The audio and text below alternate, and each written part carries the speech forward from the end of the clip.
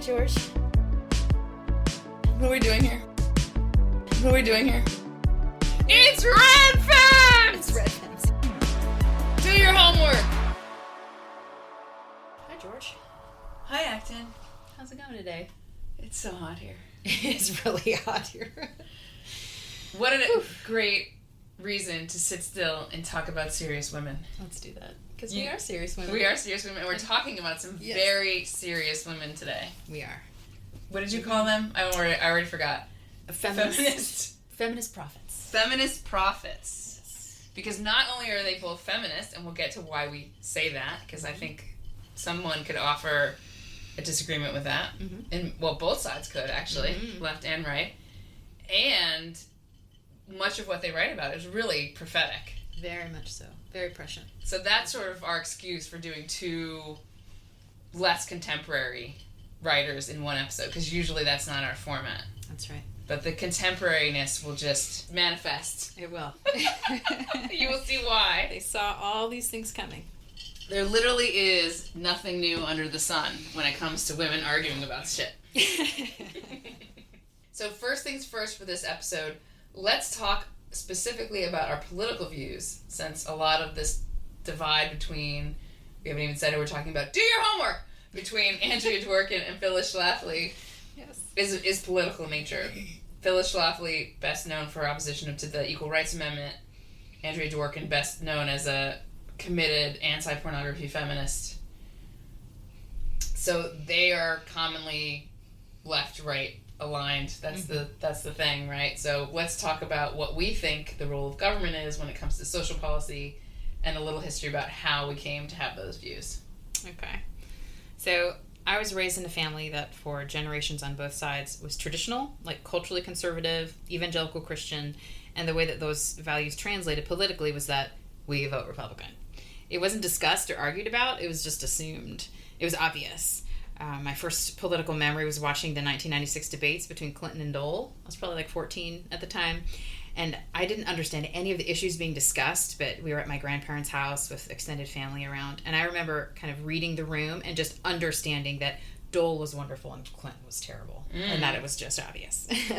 But after college, I moved to St. Louis, which is a fairly big city. And I had my first real job, and I was exposed to different views and saw a much greater diversity in the way that people live and in the values they hold and how those values work and make sense for them in real life.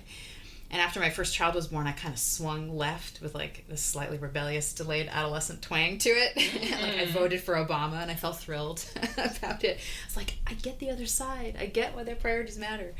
But that experience of growing up conservative and then voting liberal for the first time, it was never a matter of repudiation. I was never like, oh, Republicans are selfish and backwards, and I'm evolving past them. It was a matter of addition. It was recognizing that the other side has a point, a good one, and I could vote for them too. And that was the generational election too, in a way, right? Mm-hmm. Because who was Obama running against the first time? McCain. Yeah.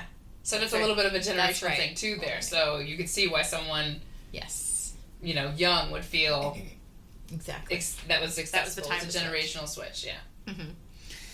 But I never really switched sides. I think I became an independent, basically because I was convinced both Republicans and Democrats had a form of wisdom about reality that the other side lacked. I think that's very true. Conservatives understand that reality has limits and boundaries that we ignore at our peril, right? Like our bodies have limits, our budget has limits, our nation state has a border, the government has places, which it shouldn't get its fingers into, right?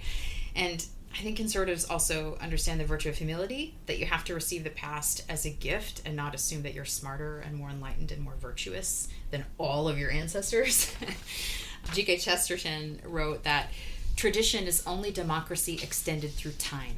It may be defined as an extension of the franchise. Tradition means giving votes to the most obscure of all classes, our ancestors. It is the democracy of the dead.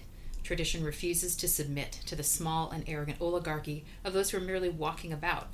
All Democrats object to men being disqualified by accident of birth. Tradition objects to their being disqualified by accident of death. Democracy tells us not to neglect a good man's opinion, even if he is our father. And I love that. And I think that's the conservatives' wisdom. But liberals understand the power and the possibility of transformation, right? They believe things can actually change and change for the better. Like if someone is suffering now, we can do something about that. If some group of people is being exploited, ignored, or oppressed, we can do something about it. So I think liberals understand the virtue of hope, that you have to participate in making tomorrow better than today, and better is truly possible, but it depends on you acting through government to do something about it. So humility and hope, this sort of orientation towards the past and this other orientation towards the future, I think both are necessary, and I'm not prepared to abandon either one.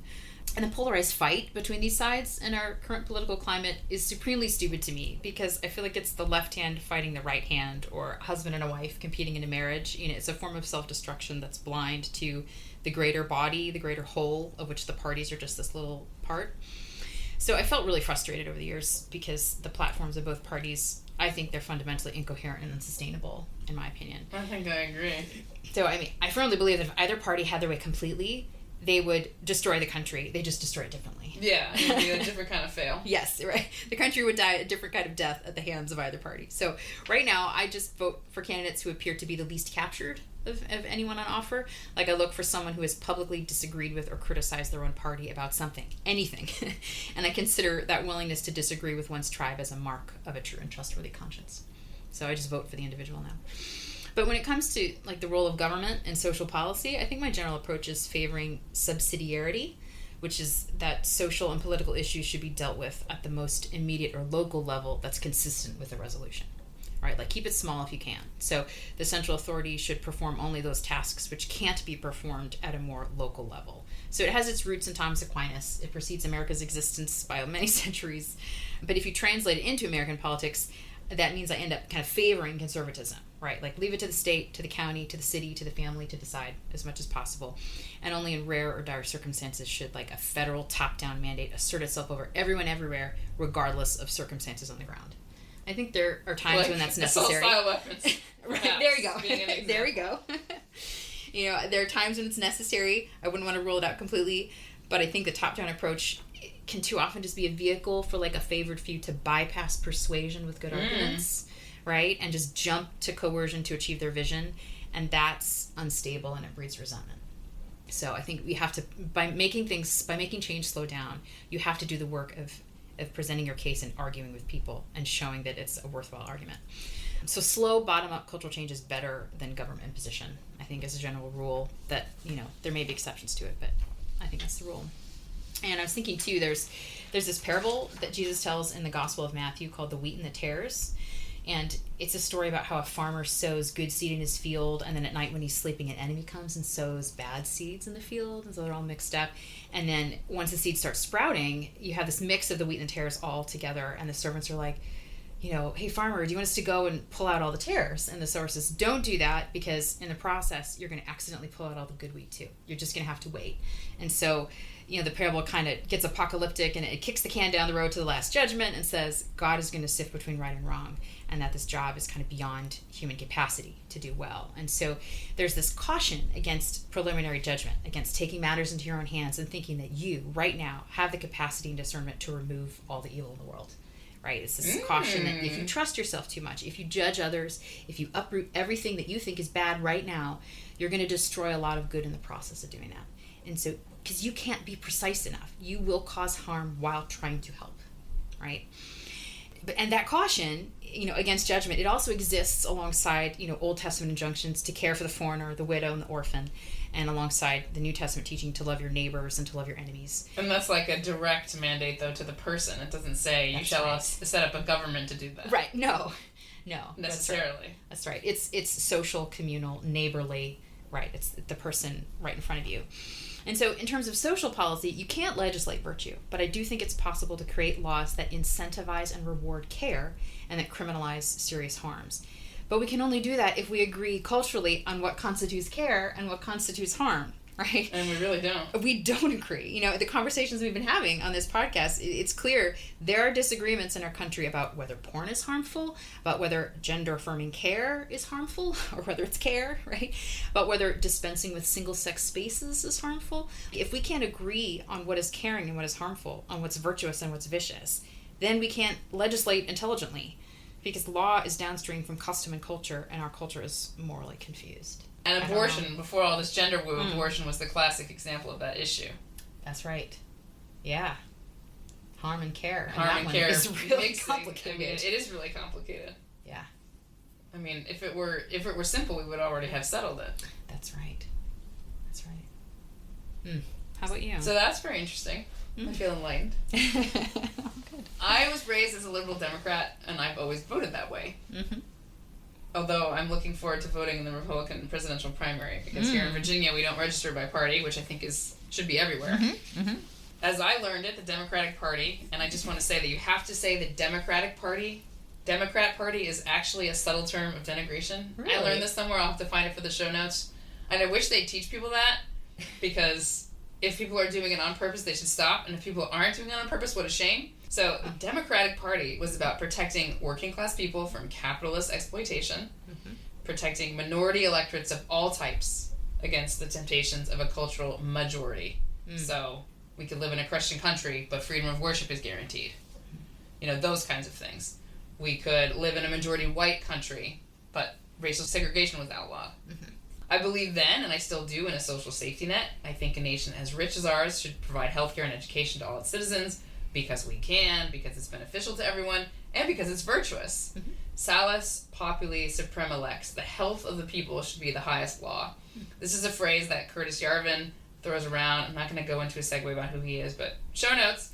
And I like the way he thinks about this issue, even though he lives in that sort of like, what I call the Gedanken experiment world of politics, where he thinks about it. It's not, you don't have to take it literally to take it seriously. There you go. He's a great writer, he's a great thinker. He's really into this idea that the government should promote general well-being. You can't measure the success of a country without looking at its people. And if you take that attitude towards our country now, things are pretty sad.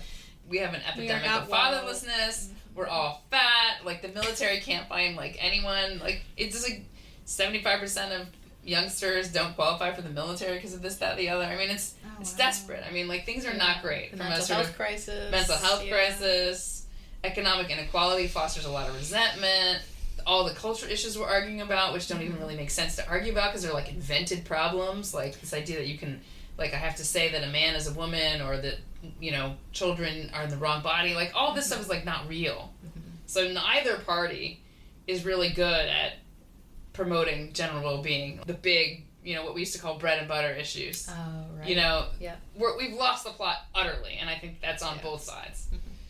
Both parties are basically captured by ideologues of one sort or another who refuse to test the foundations of their policies against reality. Yeah. For example, it is not realistic in a country of over 300 million people for a serious conservative party to say, let's outlaw all abortion, whether it's elective terminations or missed abortions. That's a medical term, people. So elective or missed abortions in early pregnancy, or compassionate inductions in late-stage pregnancy loss. Yeah. Let's outlaw all this because any interference ends the contingent life of a human being, and that's wrong. That's not policy. No. It's not sensical. You can't operate like that. You can't operate that on the scale you would need to operate, but you can't even operate that in a room with a person. Right. You just can't do that. Yeah. And the harm that this kind of policy causes, abortion just being an example, I'll attack the left in a second, is in direct proportion to its willingness to ignore reality or the facts on the ground. Yeah. And so, equal but opposite situation of the left, it is insane to argue that the next frontier of civil rights involves interfering in the natural pubertal development of children after encouraging them to believe that any person can be either sex. As it is insane to allow men into women's spaces, whether those spaces be bathrooms, gyms, hospital wards, sports leagues, prisons. This is the party that celebrates the promotion of a black woman to the Supreme Court of the United States, who cannot define under oath what a woman is. Not because she doesn't know, but because her party demands that she not speak this truth. It's like a shibboleth. Yeah. She literally had to lie about the obvious reality of sex to get one of the most prestigious jobs in the world. Yeah. This bullshit makes a mockery of our republic. It's pathetic, and in some ways I'm ashamed to have been such a loyal Democrat, because I always believed that we were the party whose policies were reality-based. Compassionate and reality-based. I was always this is a stereotype, but in my sort of young, naive days, it was, conservatives are blinded by their faith in religion. They're blinded by dogma. Democrats actually are willing to go out into the world and see what works. But not anymore. Not anymore. So it's not really my party in that way. Compassion has turned to this demonic obsession with removing oppression. Yeah. even if the source of that so-called oppression is reality itself. There's no more talk of helping the economic underdog. There's no more focus on what's best for the majority. Yeah. It's this obsessive, divisive, and harmful ideology of victimhood and helplessness. And you can't argue about it. I mean, do you know Arlo Guthrie, the famous expression, "I'm not a member of an organized political party, I'm a Democrat"? No, I haven't heard that is like something that I resonated with, because people it's like that joke, 2 Jews, 3 opinions. It's like, 5 Democrats, 40 different ideas. Like the left was always divided amongst itself. That was the sort of classic frustration of being on the left. But that is its nature. Is that you had it's about all the differences. It's about all the differences. Like, how should we progress? This firm belief in progress, making it, what's a good metaphor? Sort of like a churning stew of various ideas. Okay. And that's not happening anymore. The party is captured by these insane radicals, and they are the people who say you're either with us or you're a fascist. I think I say that later in this too. So I kind of see myself as politically homeless, because I'm not going to vote for a Republican who's be like, abortion is always wrong. Like, I'm not going to vote for that person because I think that's harmful. Yeah. And I don't even think that represents the majority will of most people. I mean, we've seen in Kansas, they have this thing in there. They have some sort of mitigation against outlawing abortion in their constitution. And, once Roe fell, they were like, oh, we can fix this now. And people were like, because they want to live in a state of compromise. They just want it settled. Yeah. And it's settled. It's in their constitution. And that's Kansas.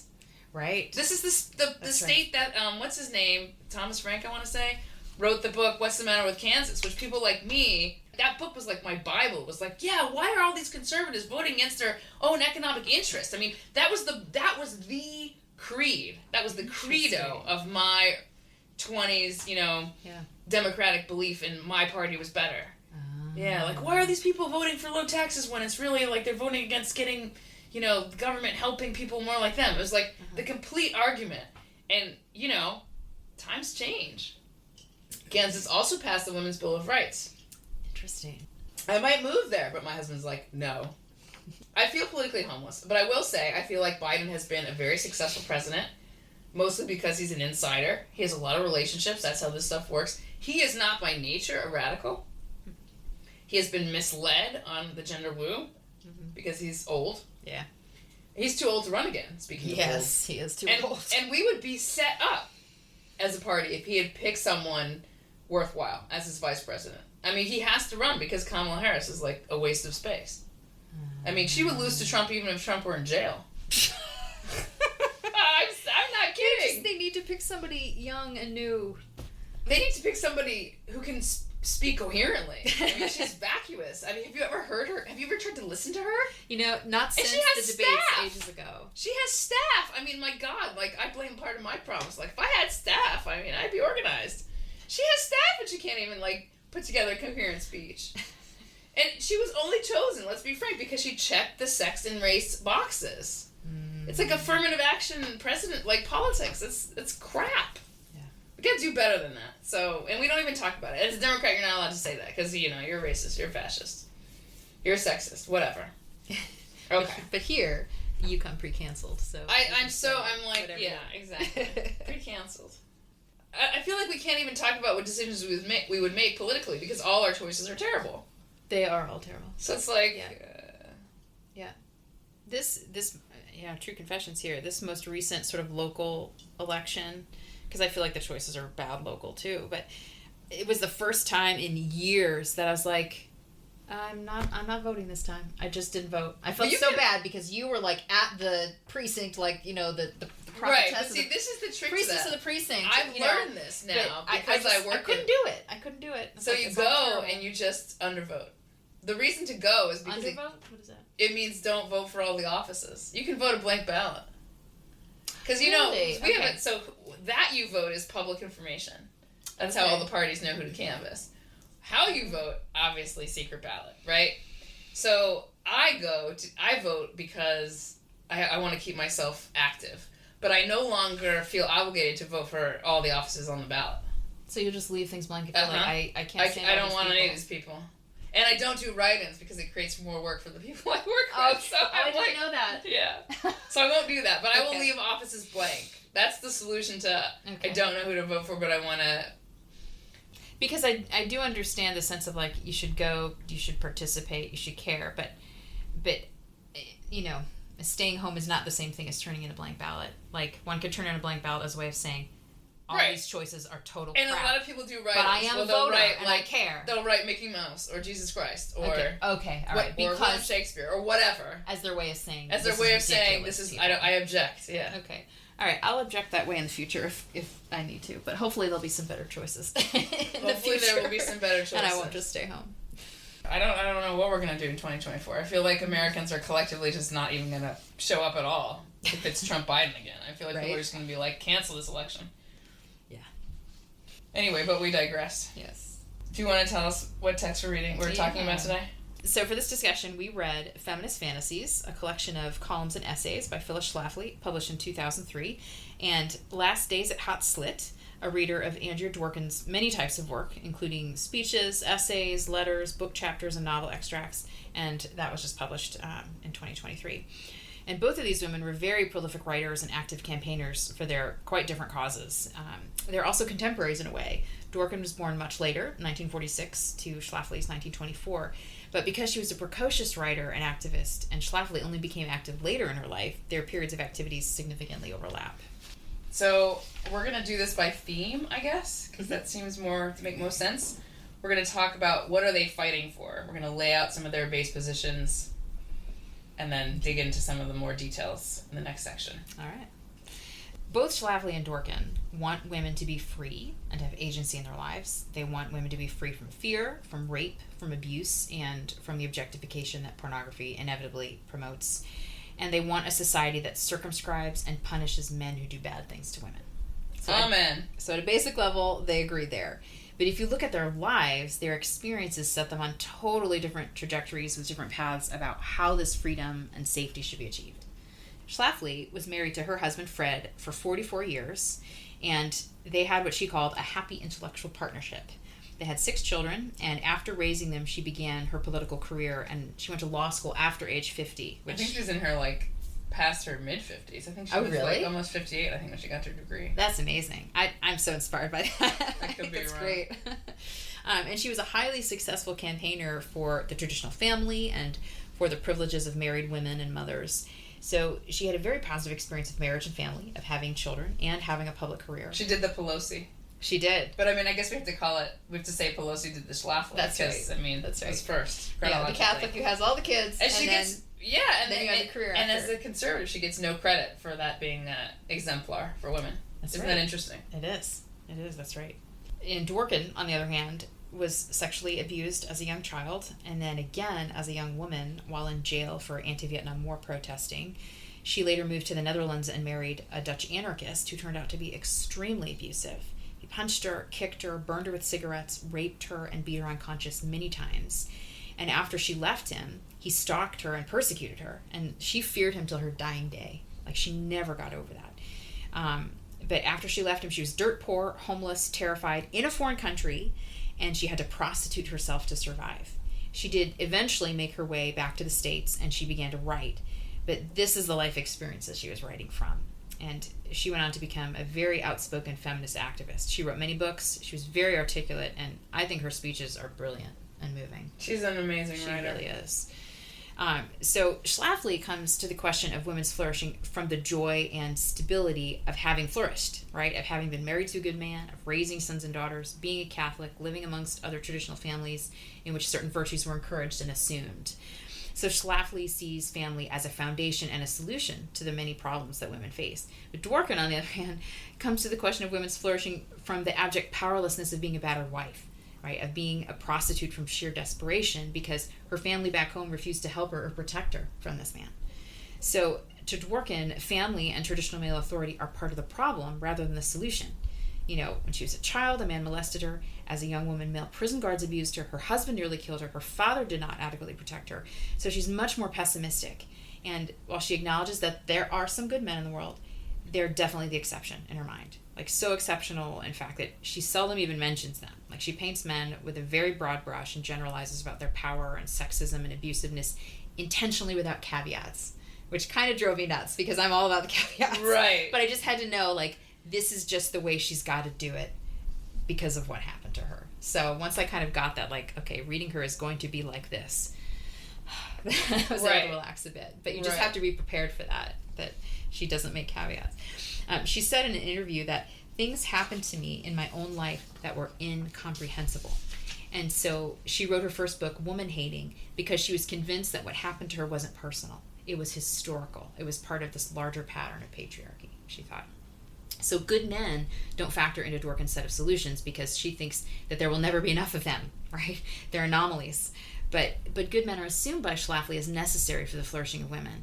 And it's kind of funny, not funny, like that Schlafly would make a point later on in her career, like before beginning a speech or a debate, she'd say, I just want to thank my husband for letting me come here today. Well, that was a dig at the feminists. Oh, totally. Like, and of course she would, she'd say that, to stick it to the libs, right, to get their hackles up. But it's also a nod to her deep belief that her success was never at the expense of the most important man in her life, right? Like, it wasn't in spite of him or against him or in competition with him that she flourished. It was always in cooperation with him. It was the fruit of reciprocal respect. And that reveals her fundamental assumption that the family, though not without problems, is good. So to come to this question of, like, what were each of these women fighting for? I'd say Schlafly was fighting to preserve heterosexual marriage and family as a source of love and stability, as the teacher and passer on of virtue, and as the time-tested way that typical men and women have forged for compromise, right? Like, just for getting along in the midst of their ineradicable differences. And she definitely saw the traditional family as being of a piece with Judeo-Christianity. There's this new book that's just come out called The Toxic War on Masculinity, How Christianity Reconciles the Sexes by Nancy Pearcey. And in that book, she basically backs up Schlafly's ideas with sociological research. Pearcey shows that not nominal, but like authentically committed and practicing Christian men test out as the most loving and most engaged husbands and fathers, with the lowest divorce rates and lowest rates of domestic violence of any group in America. And so Pearcey says that the sociological evidence reveals that genuine religious conversion has the power to overcome toxic behavior in men, that a practiced faith is synonymous with virtue, and that is good for women.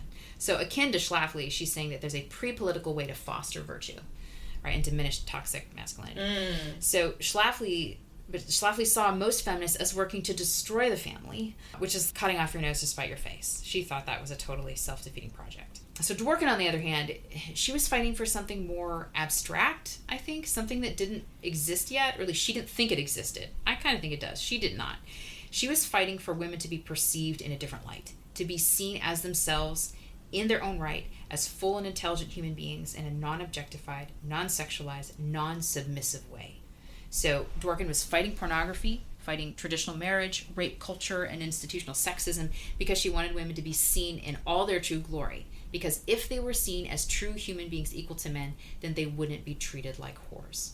For that vision to be achievable, she thought that a whole range of things had to be torn down first. So she advocated for revolution. I think that's how she saw her writing. Like, she's like, I'm writing for revolution. That's the point. I don't exactly know what she means by revolution. But no, a lot of it is in the 60s. I mean, again, a lot of it takes place in the lens of, between civil rights and the Vietnam War. You really do get this impression that the state is actively thwarting equality and flourishing of people. Okay. It's sending men to wars. It's saying, these people are better than these other people.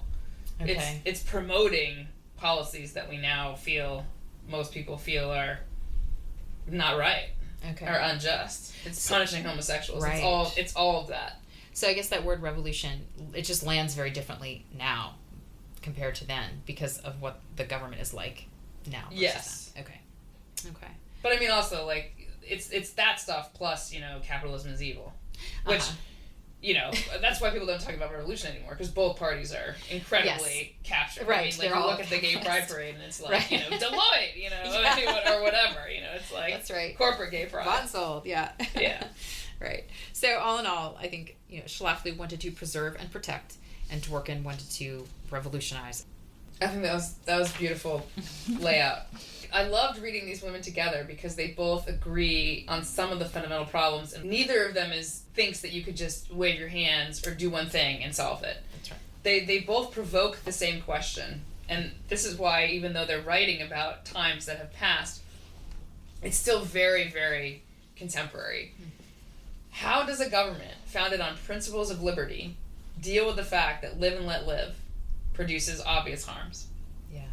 So Schlafly looks at this problem from the assumption that the family is functional, and not just from a point of view of physical safety from abuse, battery, or rape, but also safe in an intellectual way. One of the most striking aspects of Dworkin's youth is her account of how her mother viewed her quite obviously intellectually precocious daughter. She just simply didn't understand what she was dealing with. This happens, I hear, in families, that you make a baby that came from Mars. From the relative view of it offended her. Yes. And Dworkin's mother was offended about how curious and capable and different her daughter was. Mm-hmm. And I think part of that was the time, because she probably knew that, what would await kind of that attitude towards life, towards the world. But also maybe she, didn't know. Maybe she didn't have enough experience of what it really meant for her daughter to have this intellect. And so these two trajectories of being intellectually different and being subject to male abuse, obviously based on her sex, let's just get that clear, coincided early and then unfortunately very often in her life. Yeah. I mean, not many 9-year-olds go off to the movies with a copy of Baudelaire's poetry in their pocket. I mean, she was just a precocious child. Yeah. And God help us, hopefully not many of them end up being sexually assaulted while they do so. This episode is so tragic to me, especially because it shows how dangerous it is for girls to be intellectually precocious.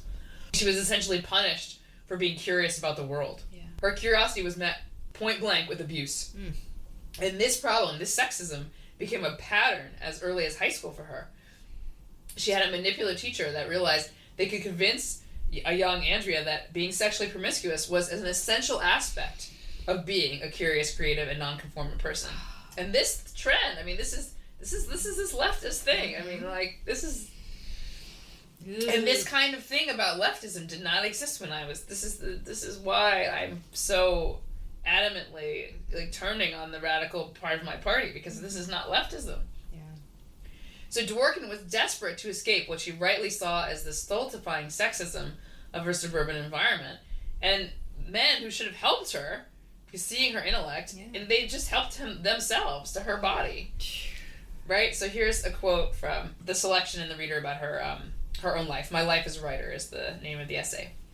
As a child with an immense ambition to live, to know, to feel, I moved toward everything that frightened me.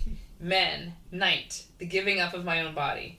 I had a high school teacher who said that most girls of my social class who worked, the ideal was not to work, became hairdressers, but I was so smart that I could become a prostitute, which at least was interesting. He was my tutor in sex, a guide, a charlatan, and an exploiter, but he made the sameness of art and opening my legs palpable, urgent. There wasn't one without the other. I was a motherless child with spirit and intelligence in a world that abhorred both in girls. Oh. I mean, and that is a world that you and I can't appreciate, thank God. That's the paradigm. She was groomed, we would say, in today's speak. She was groomed, yeah. I mean, right? It's disgusting. But she learned, she has this very early association. She wants to, her mother doesn't understand her. The school system doesn't have any notion that women are fully formed human beings. Right. So it's really important to note that the two kinds of sexism here, intellectual suppression and sexual exploitation, easily explain one another in a possible theory of patriarchy. Yeah. To the extent that women are only supposed to be whores or mothers, naturally they can't be intellectuals.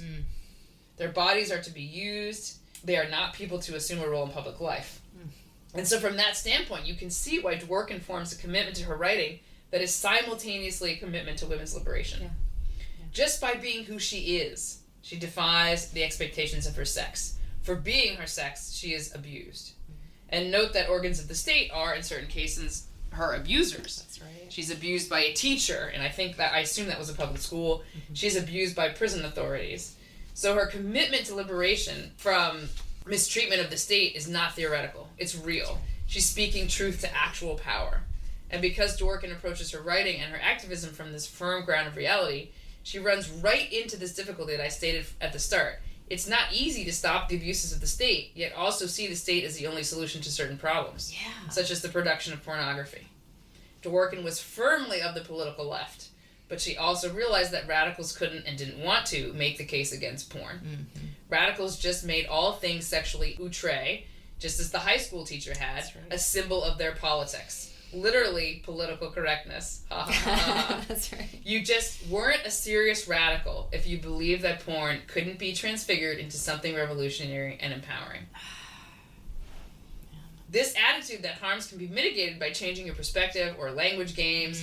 This is the cultural trajectory of the left that has slowly permeated and polluted our entire mainstream American society. And from there, as goes America, there goes the Anglophone world, right? Yeah. The West in general. This is the head of the Nile, this idea. All of the capture of academia by sissified men defining women as expectant assholes and blank eyes. Show notes. All sex work is real work. All trans women are women, and no debate start with this split in feminism in the early 80s that by that time, it starts in the 70s, had begun to take shape. That's right. We read an article together about this conference at Barnard College that took place in the spring of 1982. The subject of the conference was The Scholar and the Feminist 9 Towards a Politics of Sexuality. So it's like, here we go. It's like, right? This really could be considered ground zero for where we are today because the focus was on a feminism that wasn't anti-porn. Judith Butler, woohoo, was there as a grad student. It's like, literally, let's go back in time. It's like, that's right. There she is. Where was working? She was on a picket line with other women from Women Against Pornography. They were picketing the conference. Love it. That's over 41 years ago now. And the only party that takes seriously the notion that porn is bad, for men, for women, especially for children, is the Conservative Party. I put in the show notes last time, I think, how Republican-led legislatures are requiring online porn sites to use reliable age verification methods, and that's hard. And so Pornhub, in response, is simply blocking the IP addresses of entire states. Like, perhaps assuming their porn-addled, dudes are going to call their legislators being like, hey, man, I shouldn't have to pay for this VPN to get my porn. I mean, like, is that going to happen? I don't know. That's true. I mean, granted, such a law isn't much because you can't overcome it with a VPN. It doesn't address at all the harm to women that occurs in the making of the porn. At least it's like acknowledging, hey, plug this in, A plus B equals C, right? Yes. Even if the political will is meager and the methods are crude, at least the Republicans are willing to acknowledge the reality that children are being harmed by viewing pornography and the state has an interest in protecting them. That's right. Liberals either don't think the government has that right to interfere, or they don't see or they pretend not to see these harms. The through line here from feminists who felt porn was great in the 80s and books like This Book is Gay being put in school libraries. Show notes. I mean, if you've been on Twitter if you're on Twitter, you've seen... I don't know what that book is. Okay. Well, I'll look at the show notes. You look at the show notes. Putting this book in school libraries, like the through line here between defending one and defending the other, I'd say is obvious. The same ideology lies beneath both, namely that obvious harms are being disguised and waved away under the ideology of liberation. Mm-hmm. Back then, it was women's liberation from patriarchy. Now it's queer liberation from cis-heteronormativity. Then it was grown women. Now it's school-aged children who are forced by this mainstreaming of queer theory to choose sexual identities in grade school because that's how you fit in. This has nothing to do with tolerance and liberalism. Should I repeat that? This has nothing to do with tolerance and liberalism. This was not what being a Democrat was or a liberal when I was through my whole childhood and much of my adulthood. And it certainly has absolutely zero to do with classical liberal attitudes towards state education, such as the cases in the 1950s regarding pledging allegiance in schools, where the ACLU fought for students' right to abstain from this profession of belief. Mm-hmm. I don't know if you've ever known any Jehovah's Witnesses, but they're not allowed to swear allegiances. Right. Yeah, I mean, had a friend. It comes from the Old Testament. All through grade school and high school, it was Jehovah's Witness, and she never did that. But it was just never a big deal to any of us. It was like, oh, that's fine. Public school is not... I mean, even the Pledge of Allegiance didn't have under God in it until the whole McCarthy era. Oh, that's right. That was added. That's right. Now, if you don't go along with gender identity, you're a fascist. You're the Nazi. The world is literally turned upside down. I'm going to a protest against the ACLU in August. Oh, really? Because because they've been captured by gender ideology. They don't fight for the right to have your own opinion anymore. Oh, wow. It's unbelievable. I mean, so... Back from that tangent. I really enjoy Schlafly because she liked work and understands precisely where the rubber meets the road when it comes to changing laws. Yeah. She's not under this illusion that you can wave away actual harms of sexual violence to women by reframing it. She claims that feminists do this. I actually like the contrast between her different perspective provides on this issue because her examples about rape have to do with soap opera plots. Oh, that's right. Not rape. Yeah. Rape. Not rape in real life, but rape in drama. Mm-hmm. She says, this is from her column making heroes out of rapists. She said she gives all these details from these soap opera plots. All these storylines have desensitized viewers to the crime of rape. They present rape as the route to success and good sex. A campaign to get the soaps to cease and desist from such anti-women garbage would be a good project for the feminists. It's not only insultingly sexist, but socially repugnant. But I'm not holding my breath because the feminists have such a warped idea of what sexism is. They would prefer to continue attacking as sexist a husband who puts his wife on a pedestal and treats her like a queen. So you see where these two sides are a little meeting, but also a little bit talking past each other. Yeah. And Schlafly sees these feminists as the one she's accusing. I think rightly she sees the feminists she's talking about are the ones who won the pro-porn debate, and I think that's correct because this piece that I just quoted from is written in 1989. Plus, Schlafly just probably wasn't able to see or appreciate her alignment with Dworkin because of Dworkin's suspicion of marriage as the institution that protects women, because it didn't protect Dworkin. Right. Like, both women agree that virtue exists and that women need virtuous men. Women need men to be virtuous because Dworkin, I mean, she's a lesbian. It's complicated to talk about because, first of all, neither of us are lesbians. And second of all, I mean, there wasn't a context where she could announce at 16 I'm a lesbian and never have sex with a man. That context just didn't exist. Right. So these women disagree as to the source of that virtue. Schlafly believes that patriarchy, and let's clarify, that's the rule of the father, meaning limiting men to one wife, socially inducing him to provide for her and respect her, produces virtuous men.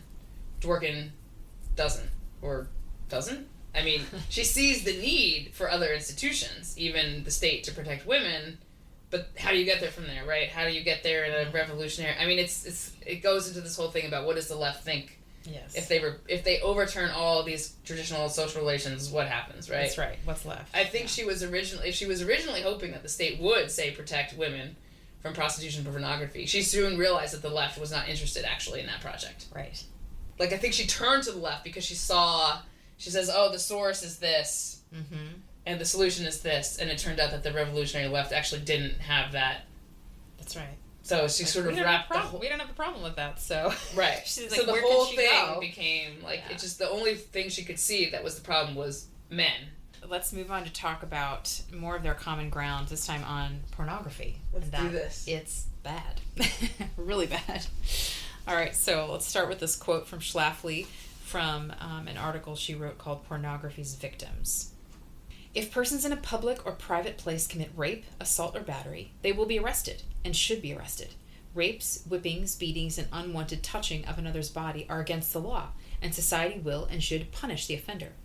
Why then is it not likewise against the law to show a picture of these acts? Do they become socially acceptable just because they are presented on paper or film?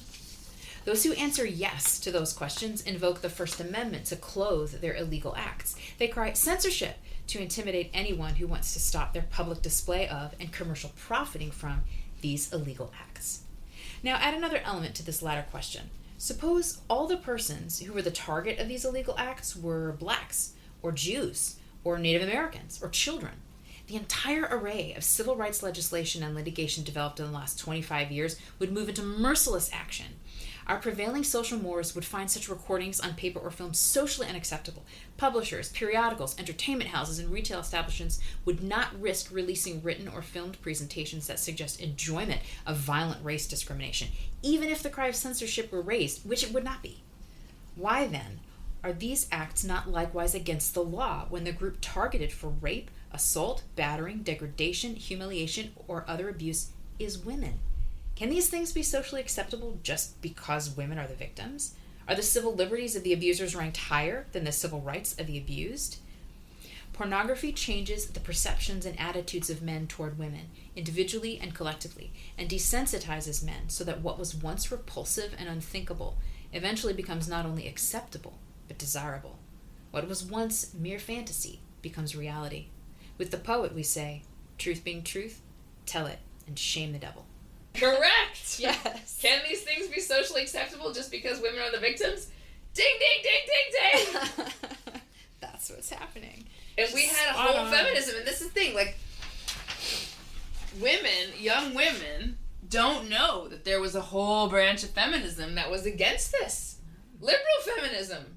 Mm-hmm. Because that has just been like, it's fait accompli, it's like done. Mm-hmm. Dworkin's faction lost. That's why we're trying to resurrect it here. Okay, so I'll read on Dworkin on pornography. This is from pornography, but this comes from the book, I think, Intercourse. Or no, did she write 2 books about pornography? She might have. I can't remember either. Show notes! The word pornography does not mean writing about sex, or depictions of the erotic, or depictions of sexual acts, or depictions of nude bodies, or sexual representations, or any other such euphemism. It means the graphic depiction of women as vile whores. In ancient Greece, not all prostitutes were considered vile, only the porneia. Contemporary pornography strictly and literally conforms to the word's root meaning. The word has not changed its meaning, and the genre is not misnamed. The only change in the meaning of the word is with respect to its second part, graphos. Now there are cameras. There is still photography, film, video. The methods of graphic description have increased in number and in kind. The content is the same. The meaning is the same. The purpose is the same. The sexuality of the women depicted is the same. The value of the women depicted is the same. With the technologically advanced methods of graphic depiction, real women are required for the depiction as such to exist. The word pornography does not have any other meaning than the one cited here, the graphic depiction of the lowest whores. Whores exist to serve men sexually. Whores exist only within a framework of male sexual domination. Indeed, outside that framework, the notion of whores would be absurd, and the usage of women as whores would be impossible. The word whore is incomprehensible unless one is immersed in the lexicon of male domination. The force depicted in pornography is objective and real because force is so used against women. The debasing of women depicted in pornography and intrinsic to it is real in that women are so debased. The uses of women depicted in pornography are objective and real because women are so used. The women used in pornography are used in pornography. Yeah. She's just got such brilliant. a turn of phrase here. I hope this connection is obvious to the listener, but she's reacting to what Schlafly says specifically, like the fantasy. You can't justify this. That's right. This is not fantasy. You can't get there from here. That's right.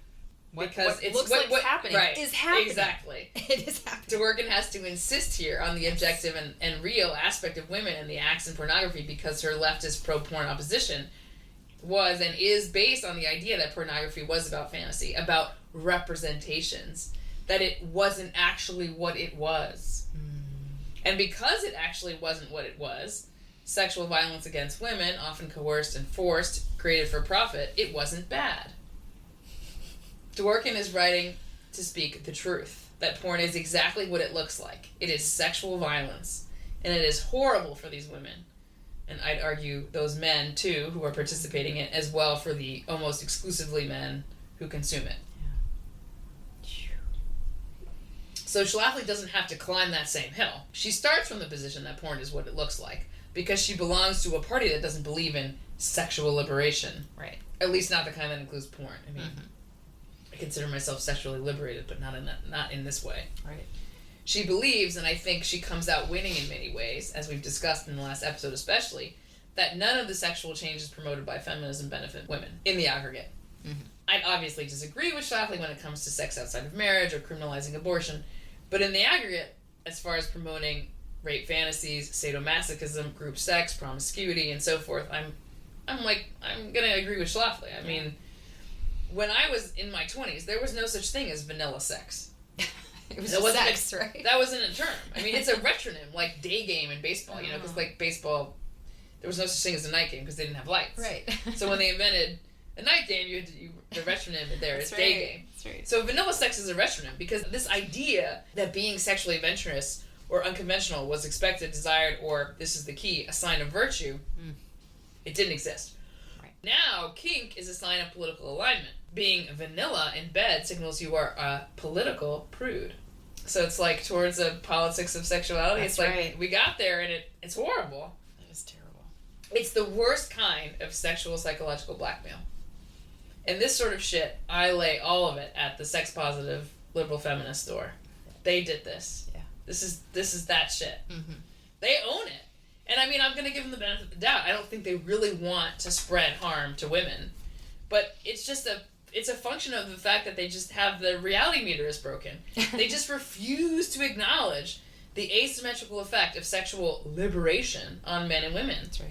And this asymmetry originates in sexual difference. And you're never going to get rid of that.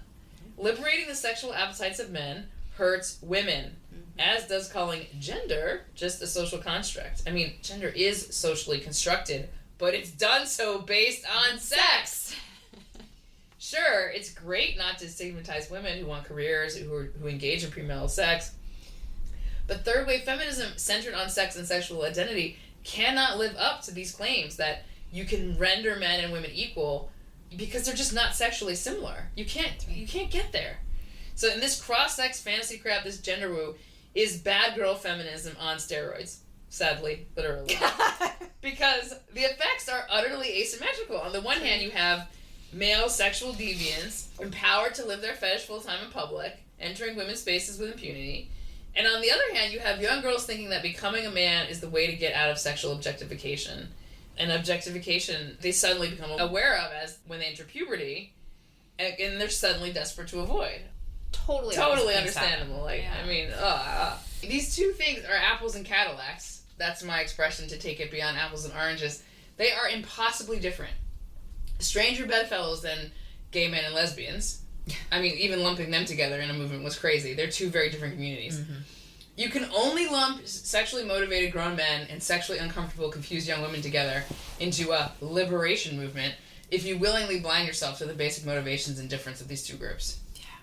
I mean, I showed you that picture that a detransitioner posted. Oof. Yeah, maybe we should put that as the picture. We should, actually. For this episode. And it's this idea that, literally the thought was, take these away and leave me alone. And it shows, like, her breast section and her, genital section just, like, removed from the picture of a young girl. Because it's like, if I don't have these, I can't be objectified. That's right.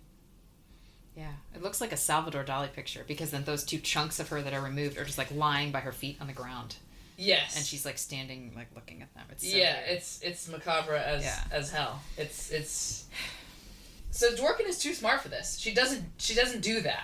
She stays true to what reality says, her experience says about it. And this next quote really captures it, and that's why I'm going to read it. It ties in, and it also ties in the role of art, which is so important to her. She really, from a very early age, she knew that she wanted to be someone who wrote. No one really believed me about my husband. I had a deep experience of the double standard, but no systematic understanding of it. The writers I had loved and wanted to emulate, Baudelaire or Artaud or Dostoevsky or Henry Miller or Jean Genet, were apparently ennobled by degradation. The lower they sank, the more credibility they had. I was lowered and disgraced, first by what was being called sexual liberation, then by the violence of domestic sexual servitude, without any concomitant increase in expertness. I paid my dues, baby. I know the price of the ticket, but so what? When I emerged as a writer with woman-hating, it was not to wallow in pain, or in depravity, or in the male romance with prostitution. It was to demand change. Mm-hmm. That's also from my life as a writer. I mean, that's one of the best essays in the book. So this expression, ennobled by degradation, is the key to this whole gender woo disaster, and largely a key to this whole politics of sexual liberation as well. Mm-hmm. This is the term that perfectly captures men turn women by sissy porn and considered the latest postmodern hotness in academia and, shall we say, government. Yeah. But the women, just like Dworkin discovered, are only harmed. Mm-hmm. And they come up fighting, saying, as she did, that this isn't what liberation looks like. That's right. It's what bullshit feminism looks like. That's right. As for Schlafly's argument, even if she's not making the lived experience case, she also notices the hypocrisy of the left that says it cares about minority rights but can't see the injustice of porn and prostitution. Mm-hmm. You'd see it, she says, if it was a racial or religious minority, but you can't see it when it's women? How can those same civil rights not apply to them? I mean, again, this applies now, even more so, I'd say, with gender woo, doesn't it? Because it's mainly the rights of sexually deviant men who want access to women's spaces that are being protected at the expense of women. In a way, Schlafly's accusation is almost like reverse prescient, because meantime, the liberals have evolved this predilection for the oppression of minority groups so far to the extreme that it's come around back on itself. Oh, and the minority group, in this case, is white, straight, wealthy men who are perverted. We took the majority and made a minority out of them. Wow. We've constructed this mini, teeny tiny sexual minority whose other characteristics are the patriarchy. That's right. It's patriarchy plus kink is the new minority that they are championing. Like, seriously? Well said. Well said. Well done, left. So, I think Schlafly deserves more credit for how she clearly and calmly challenged liberals who put their fingers in their ears, then as now, on these stances. Like, on how their own policies were incoherent when it came to these professed goals of liberation of women. Schlafly knew that it was plain to see that neither pornography nor prostitution helped women flourish. And so she said so. And it is only all these years later that women who are not politically conservative in the way that she is are saying these same things, like Louise Perry or Mary Harrington. And we might note that, like, it's not a coincidence that both those women are Brits. That's right. Because they have this political structure over there that is not nearly as polarized on these axes of either economic issues or religious issues. It's just not different. It's just their system is different. Their party evolution is different. Part of what we're doing by reading these women together is hoping that we can foster this realization that your political attitudes can be whatever, and you can still be in on this. I'd like to see a movement that unites women from all political sides, take seriously the deep pornification of our shelled culture. Yes. I'm like, really, really, after we do this episode, I am going to write my thing on modesty for Zibaldone, because I've been thinking about it for like a year now. It's time. I mean, I really think it would be worthwhile to invest some social capital in this goal. You know, perhaps the bursting of the bubble on gender woo, which I think we finally are there in some ways. They're there in the UK for sure. Yeah. Will usher in a moment where women feel motivated to speak more honestly about cultural norms without being branded by their own side or the other side as heretics. We could dialogue and we could learn from one another. Because it's not just porn normalization that I think women are silent about when speaking would benefit everyone. I really think another example of this is single motherhood. I think it does objective and real disservice to the child. And I'm sad that it's become normalized. At the same time, the automatic liberal conditioned part of my brain says, well, of course I'm not going to hold that against someone. I'm a good liberal. But I think in some ways, even perhaps unconsciously, when there is a values difference between yourself and others, there is an element of disassociation. We may not directly person-to-person shun people who don't share our values, and we shouldn't, probably. I mean, like, within limits, obviously. But in the aggregate, we absolutely do this. This is what class is. Yeah. Human settlements have always been segregated by what we now call class. I mean, obviously, I have to get big enough. Beyond the tribe, though, class was quick to follow, right? Yes. The left wants to obsess over these cultural differences as problems to be solved by government, but I find myself less and less sympathetic to that possibility as I get older. Yeah. There's just the government cannot leverage, they cannot send you a check that substitutes for your dad. They cannot do that. I mean, even if money would help mitigate some of the, financial, shall we say, disadvantages of single motherhood, it won't mitigate any of the social stuff. What's the man gonna do? This man's now walking around knowing his child is he's not motivated to, I mean, we need to go there, but you know what I'm saying. I mean, I think it'd be far more effective instead of advocating for essentially what locally around here is beginning to sound like communism. It's just far more effective to advocate for the cultural practices that we know work. It's also more honest. I think liberals do judge people, but they just do it silently. It's like the inverse of conservatives. I had this epiphany the other day. I mean this as religious conservatives, whose religion obligates them explicitly, you shall not judge. Right. But they are honest about their beliefs that certain practices are more correct than others. Right? Dworkin and Schlafly are both aware that the government and social movements can change the way people live, and they are both advocating for movements that they feel increase the freedom and flourishing of women. And they share a common foundation of what that means. Women should be respected and treated well. That means protection from male violence and exploitation. They might disagree about the role of marriage in this, but nonetheless, their visions of happiness for women starts from an awareness that virtue exists and that it requires a virtuous society for women to flourish. I mean, not that men don't benefit from virtuous society, but the weaker always suffer more. That's right. So that means that a key feminist principle has to be to name virtue and then to promote it. And so that's why both these women are feminists. That's right. In our version of the feminist universe, because they're reality-based and they name virtue. That's right. 100%. I agree. To name virtue and to promote it, whether that promotion is political or cultural, like that's the task of honest feminism. And I think bullshit feminism gets caught up in a vision of freedom and liberation, like for its own sake, which has clearly resulted in a host of terrible harms to many women. But no bullshit feminism needs to name virtue, to articulate the good, which will involve limits and care, right? The kind of constraints that aren't oppressive, but that go with the flow of our human nature, because we have a nature that technology cannot liberate us from. That's reality.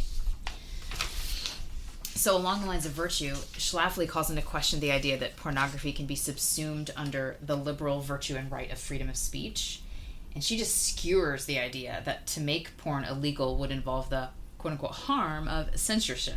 This is bogus, Schlafly says. The porn is not free speech. It's the depiction of illegal acts. It's not worthy of protection simply because of the fact that it was recorded or photographed. Right? And as Dworkin says, the women used in pornography are used in pornography. Porn is not fantasy. It's objective and real harm. It is vice.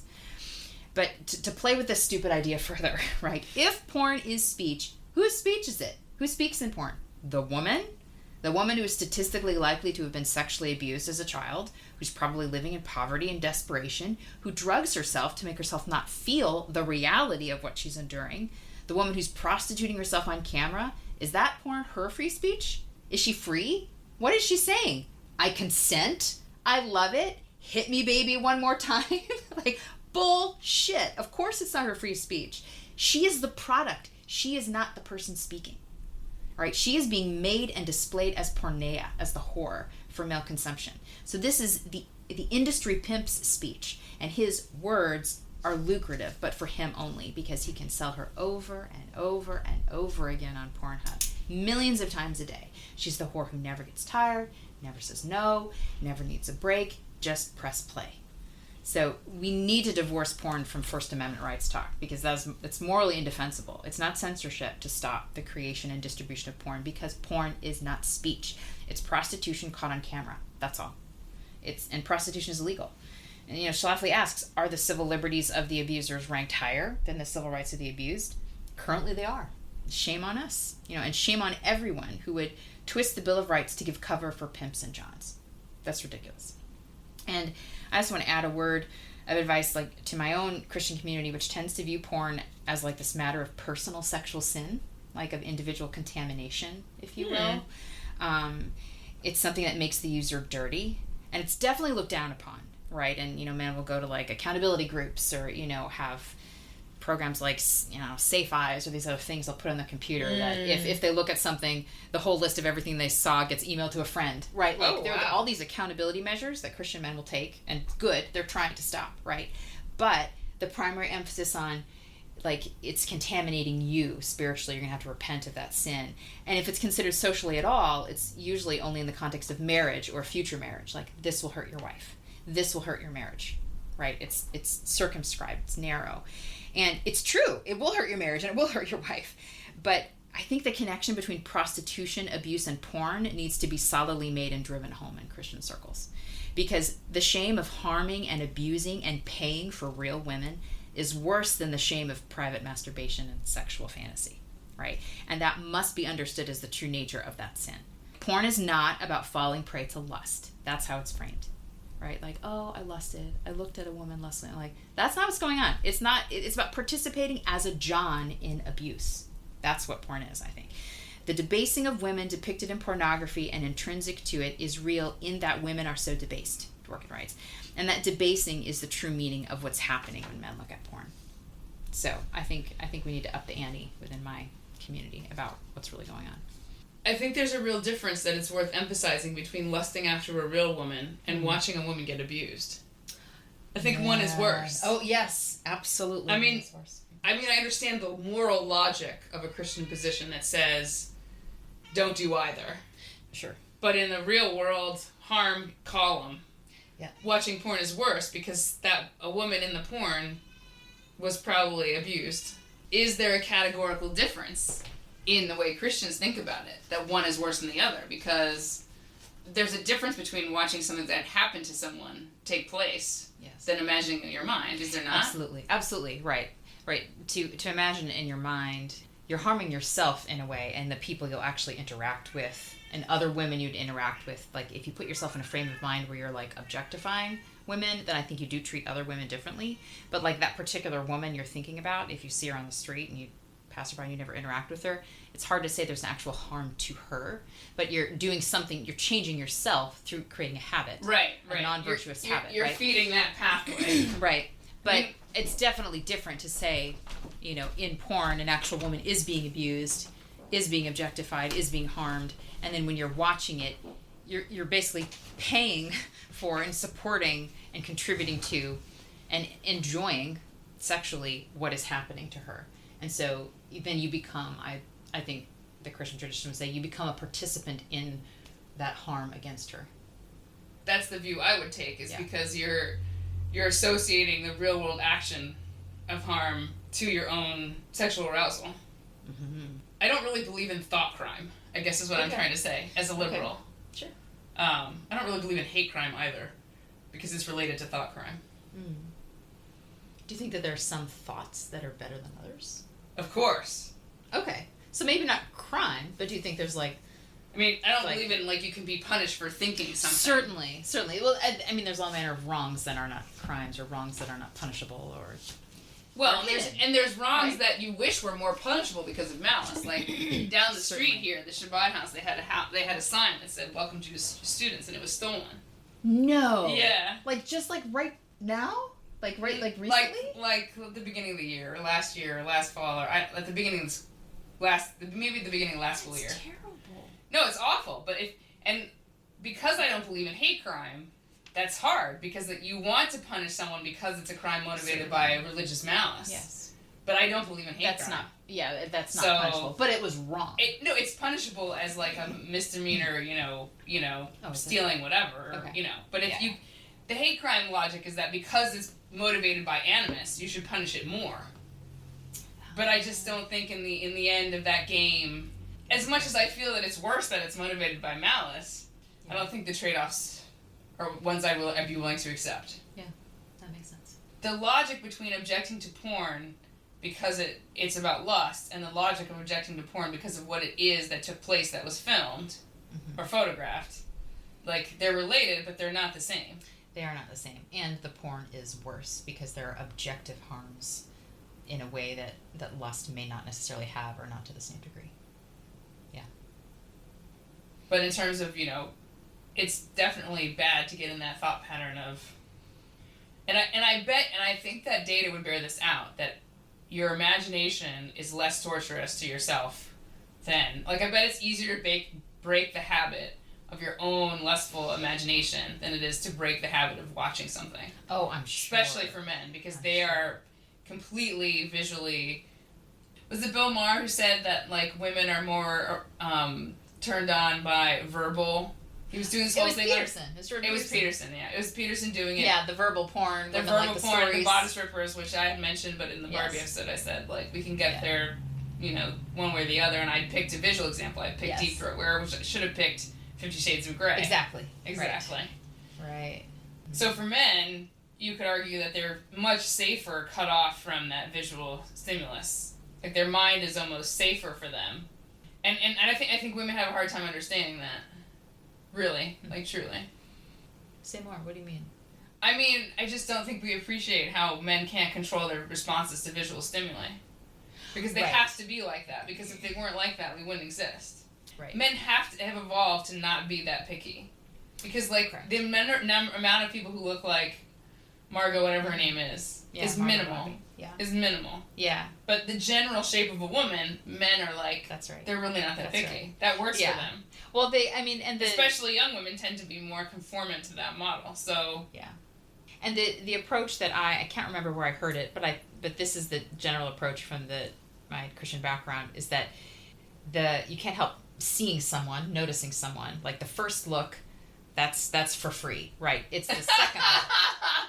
It's like if you look twice, it's the double take. The double take is the between stimulus and response. There's a space, right? Like it's where there's yes, it's noticing you see, and then turned choosing on to follow up. Yes, it's the head turn. Like I mean that's in the ads, right? It's like when you when he keeps following her, right? Like that's a little more within a man's control. But of course the initial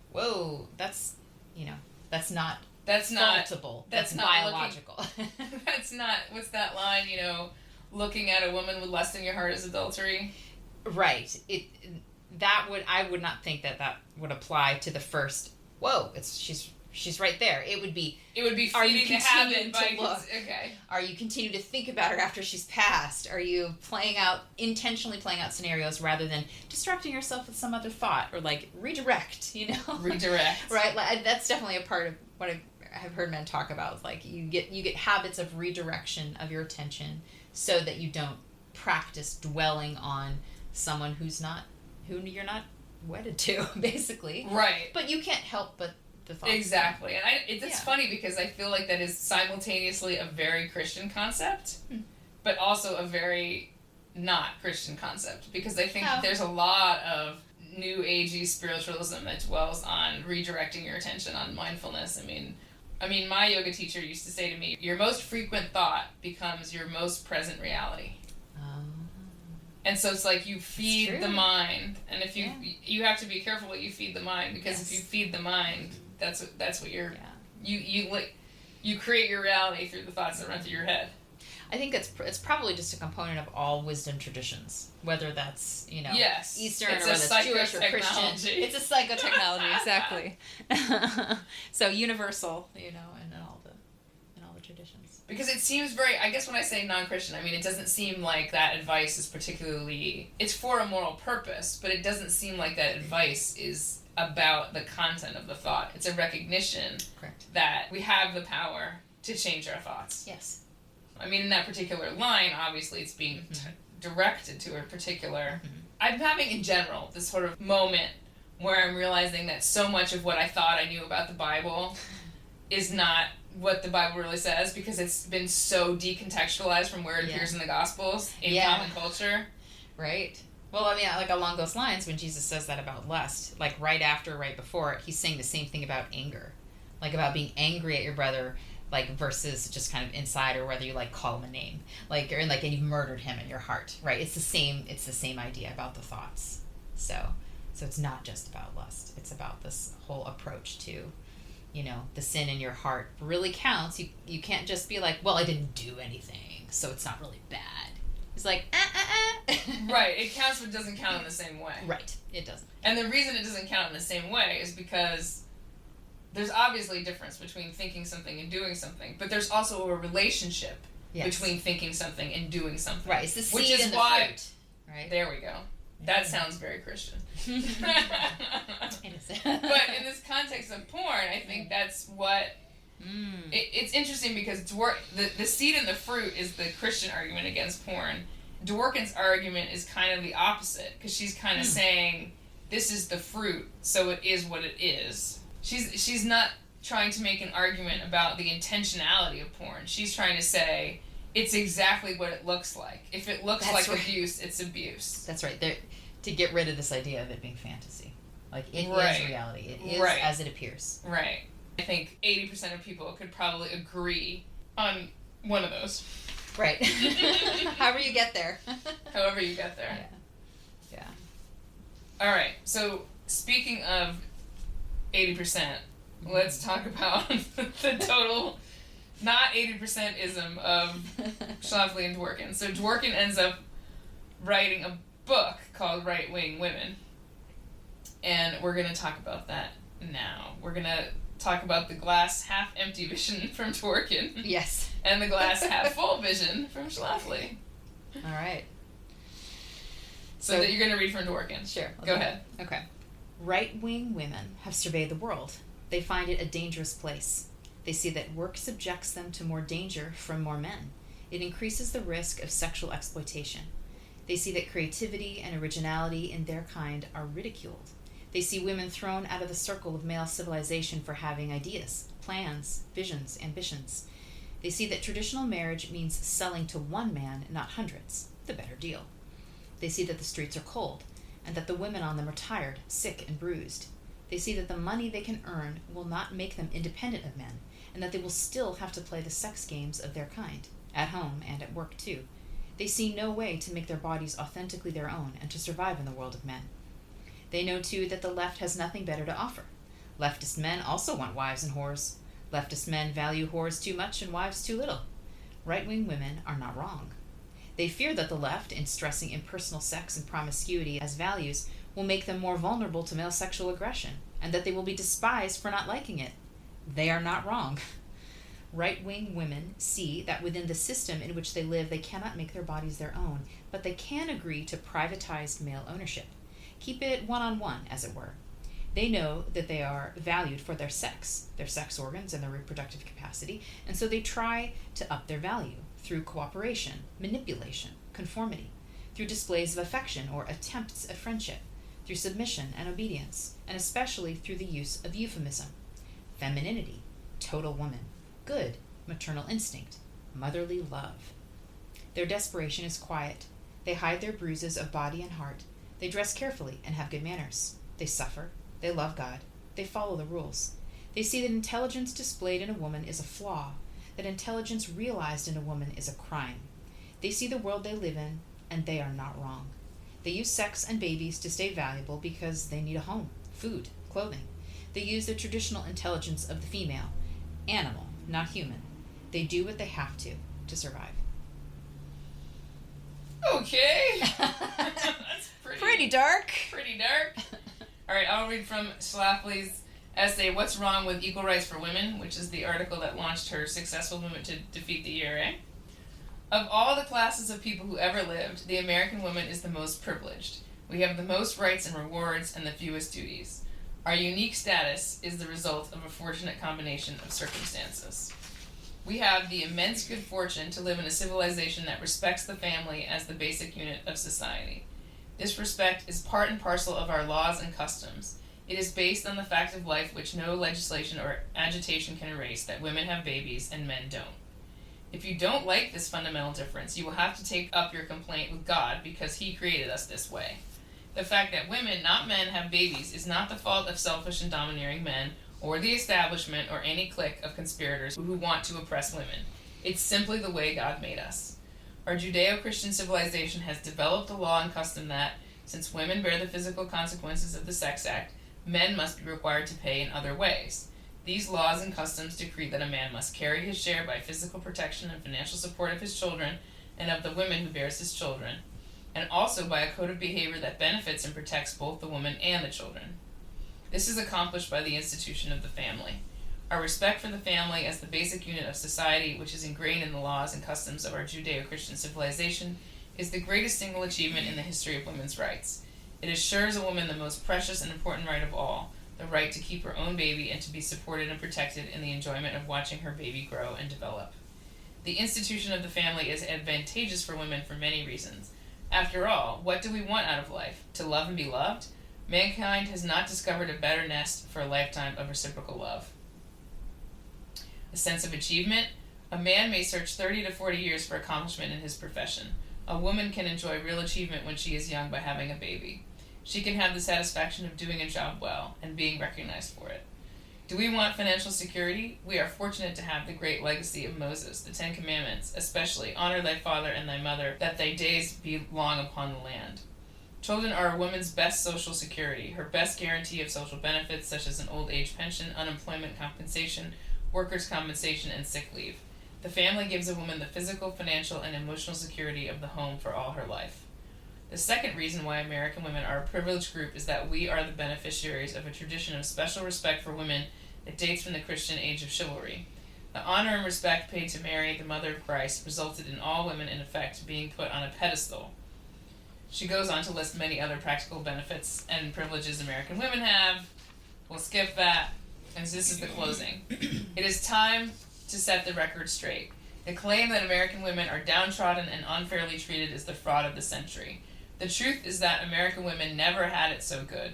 Why should we lower ourselves to equal rights when we already have the status of special privilege? So their perspectives are just night and day here. Schlafly is speaking for conservative women as a conservative woman herself. Like, she's speaking about what she knows by experience, and she's very positive. She's like, look at all the privileges, the respect and the support and the advantages, the security, the sense of achievement, the reciprocal love and satisfaction and honor that we have through this combination of the Judeo-Christian tradition and the institution of the family. She literally says, we've never had it so good.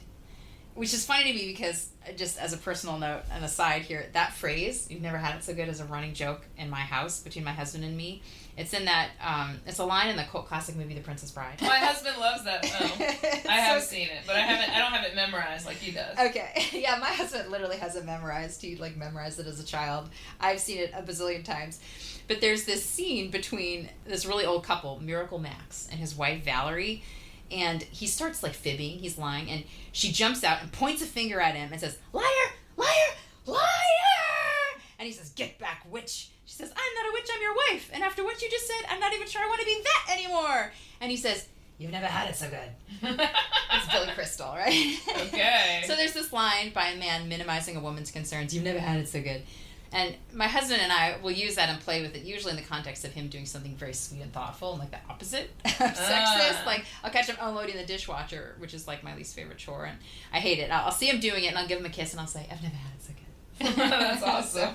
So we actually, it's funny, we actually have a number of very deeply sexist phrases that are private jokes. Because it's ironic. It's because it's ironic because we are so close and we are such good friends. And you are so lucky. You recognize you're self-aware of the fortune of it. Right, that it could be otherwise. But that it is otherwise. That it is otherwise for other people. We are so lucky to have such a good connection. And what a ridiculous thought that he would ever actually treat me badly. Right. So the phrase becomes deeply ironic and then funny. All right, on to Dworkin. So Dworkin, who's a radical feminist, deeply opposed to traditional family structures. Well, opposed or unsatisfied with? Opposed. Me? You're right. Yeah. I want to say opposed. I think you're probably right. I try to rose color her a little too much, I think. I really, really like Dworkin. I love her, really hates but I'm sad that she is so against something that... Yeah. Because she's so right about so much. She sees so clearly about so many certain things. But she's really wrong about this one, I think. She's deeply opposed to traditional family structures, but she's attempting to speak on behalf of right-wing women, as she calls them, but she has to use her imagination.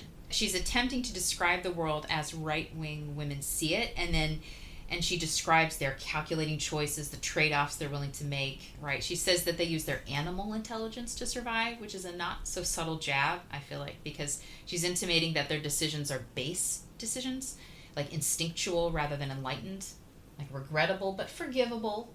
We'll give you a pass, women. I get why you're doing that. Life's hard. There's a little bit of condescension in it, as if it's not a thoughtfully chosen decision. It's, just to survive. And so, although I wouldn't consider myself right-wing, that sounds the wings sound too extreme, but I'd say I was raised on the right, and I know the world of conservative Christianity, particularly I would say conservative Christianity pre-Trump, and I can confidently say that Dworkin is seeing for herself. She is not seeing with our eyes, but with her own eyes. She's projecting, basically. She doesn't interpret the world the way that we do, so she doesn't see what we see. I think Dworkin operates with a hermeneutic of suspicion, with a mode of perception and interpretation that is skeptical, that attempts to see through what's there to some deeper malevolent purpose, to some base motivation at the core of things. I think she starts with the assumption of patriarchy and then goes looking for it and then finds it. She says they see that traditional marriage means selling to one man, not hundreds, the better deal, and they see that the money they can earn will not make them independent of men and that they will still have to play the sex games of their kind at home and at work too. And I want to say, no, we don't. We aren't that cynical. We don't see that. Okay, we don't frame the world in this competitive, dangerous, survivalist, play the game kind of way. My experience of conservatism, again, pre-Trump, because I think things have become deeply cynical in this populist form lately, but my experience of conservatism is that we operate from a hermeneutic of beauty, from a hermeneutic of trust, in which our first glimpse or gestalt of the world is that it is good because God made it, and at the core of the world is not power, as Dworkin describes, but love. right? She says that right-wing women try to up their value beyond mere sex objects through displays of affection or attempts at friendship, which again is so cynical. Like, Truly. attempt, display. I'm like, what are you talking about? Like, my experience and that of the vast majority of conservative Christian women I know is that affection and friendship with their husbands is not fake. It's the genuine article. It is not a display. Like, many of us really have mutual, cooperative, joyful, and safe marriages. And I think because of her experiences, Dworkin can't believe that such a good thing actually exists. You know? Like, she has to come up with some calculating trade-off in which right-wing women are selling out their sisters to keep a roof over their heads. And she may, like, not have been heterosexual either. Talk about coercive heterosexuality. I mean, like, she lived that. Like, yeah. There's an idea about it. We can talk about heteronormativity, but, like, she was just basically co-opted into it.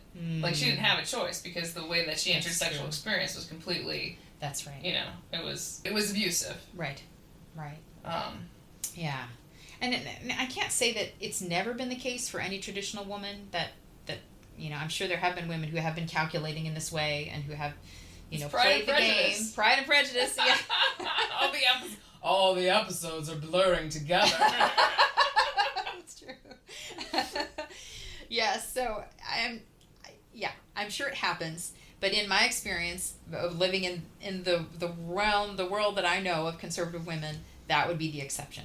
You know, and most Christian women that I know of are aware of which subcultures and which denominations are more prone to this kind of submissive woman or biblical womanhood rhetoric, this kind of rad trad emphasis on male authority.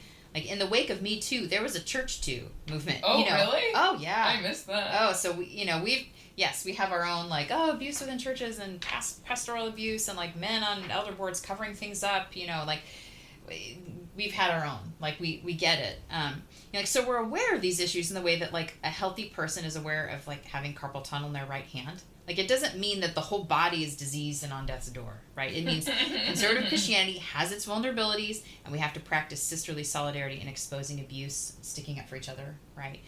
It's a bug, not a feature, is what I'm trying to say. And I feel like she paints this as a feature of the conservative. Yeah, she thinks approach. It's unredeemable, right? Irremediable, I think. Yeah, but I really do think that, you know, most of us are, you know, stable and happy enough and not terrified, like Dworkin thinks we are, you know. And she also says that women use sex and babies to stay valuable because they need a home, food, and clothing. Or Schlafly says that respect for the family and obligatory male support gives women the most precious and important right of all, the right to keep her own baby and to be supported and protected in the enjoyment of watching her baby grow and develop. So they're talking about the same marital and familial arrangement, but to Dworkin, it's a raw deal to keep yourself off the street. Well, to Schlafly, it's like the love nest of joy and fulfillment. And they're both equally talking about their very own lives. They are. They are. And how can we not? But do, like, we all do that. We have to do that, because otherwise, that's what we know. What could we say honestly but what we know? Right. And so you've got, like, on the one hand, this desperate calculation versus the desire of your heart. You've got suspicion versus beauty, power versus love, trauma versus trust. And so, you know, through no fault of her own, and probably due, you know, not only to her history of abuse, but also to the fact that she never felt loved by her mother, and that she also had no children of her own, I don't think Dworkin was capable of seeing what most conservative women see, like the beauty, the goodness, and the love involved in marriage and motherhood. So she couldn't understand why we choose what we choose. She had to describe it in a way that's comprehensible to her, and in doing so, she misrepresents us. So, although I'm criticizing Dworkin's take here, I really do love her and her work, you know, particularly on the topics of porn and rape and abuse. I think she's brilliant. I think her voice is necessary, you know, even if she has this enormous blind spot about the value of the family. And I think that everyone listening to this really does need to read her. Oh my God, yeah, she's a joy to read just because, I mean, it's terrible to read about the subject she writes about, but she's a joy to read just because of the way she writes. Oh, she's brilliant. She's a very good writer. Yeah. I agree that Dworkin is at her weakest when she overgeneralizes about the perniciousness of the family. I mean, I'm unable to take her seriously when she spouts this, like, pablum of the left about how, like, quote, how the nuclear family and ritualized sexual behavior imprison us in roles and forms which are degrading to us. Every political movement that has thought to disrupt the nuclear family has always led to totalitarianism and, like, rampant killing. Yeah. So, suspicious. Red flag. Yeah. But the vast majority of her work is better than this. Right, it's better because, as you were just saying, it's more specific, and so it's more insightful. Overall, I don't think she's the kind of throw the baby out with the bathwater feminist. Correct. But she definitely is in this case. Okay, so I'm going to give my defense to the extent that I can. I feel like she's able to make such good argument about the problems that we do agree with her on more. The problems of porn, prostitution, marital abuse, is that she's not saying that this is what the nuclear family produces. Mm-hmm. So it's interesting because a lot of leftists tie these two things together in a way that is really kind of gross and unconvincing. Like, they'll say the nuclear family causes all the other dysfunction. And at least she's not that kind of... Right. She's not saying that. She's not saying that it's because we have families that all these things exist. She's just saying her critique is from the point, like, men are just so unpredictably awful that you can't build a successful society by relying on men to be virtuous. Right.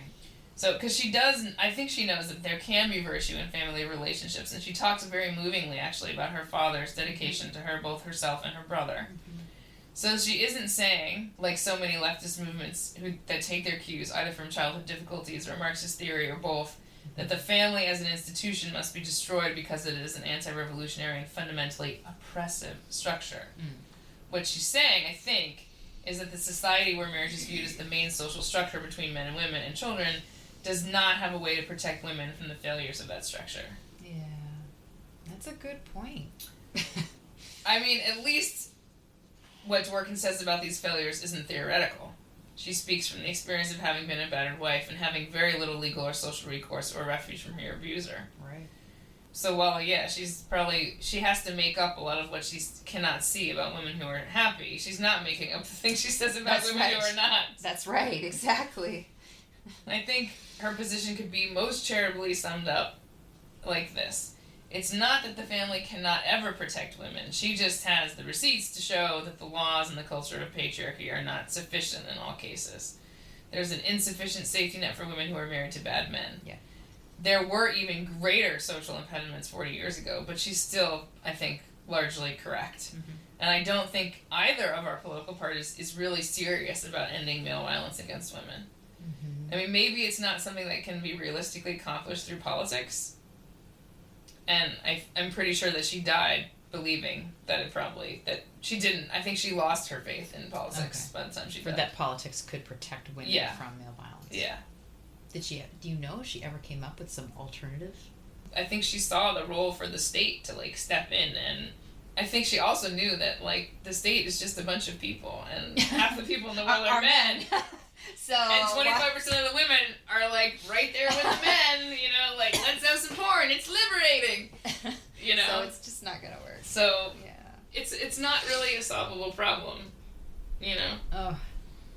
I mean, even if it is a pipe dream, though, my gripe with the current left is that they just deny the problem even exists. Yeah. They really want to believe that women can opt out of oppression if they don't want to be women, and that any kind of perversion or exploitation can be reframed as liberation.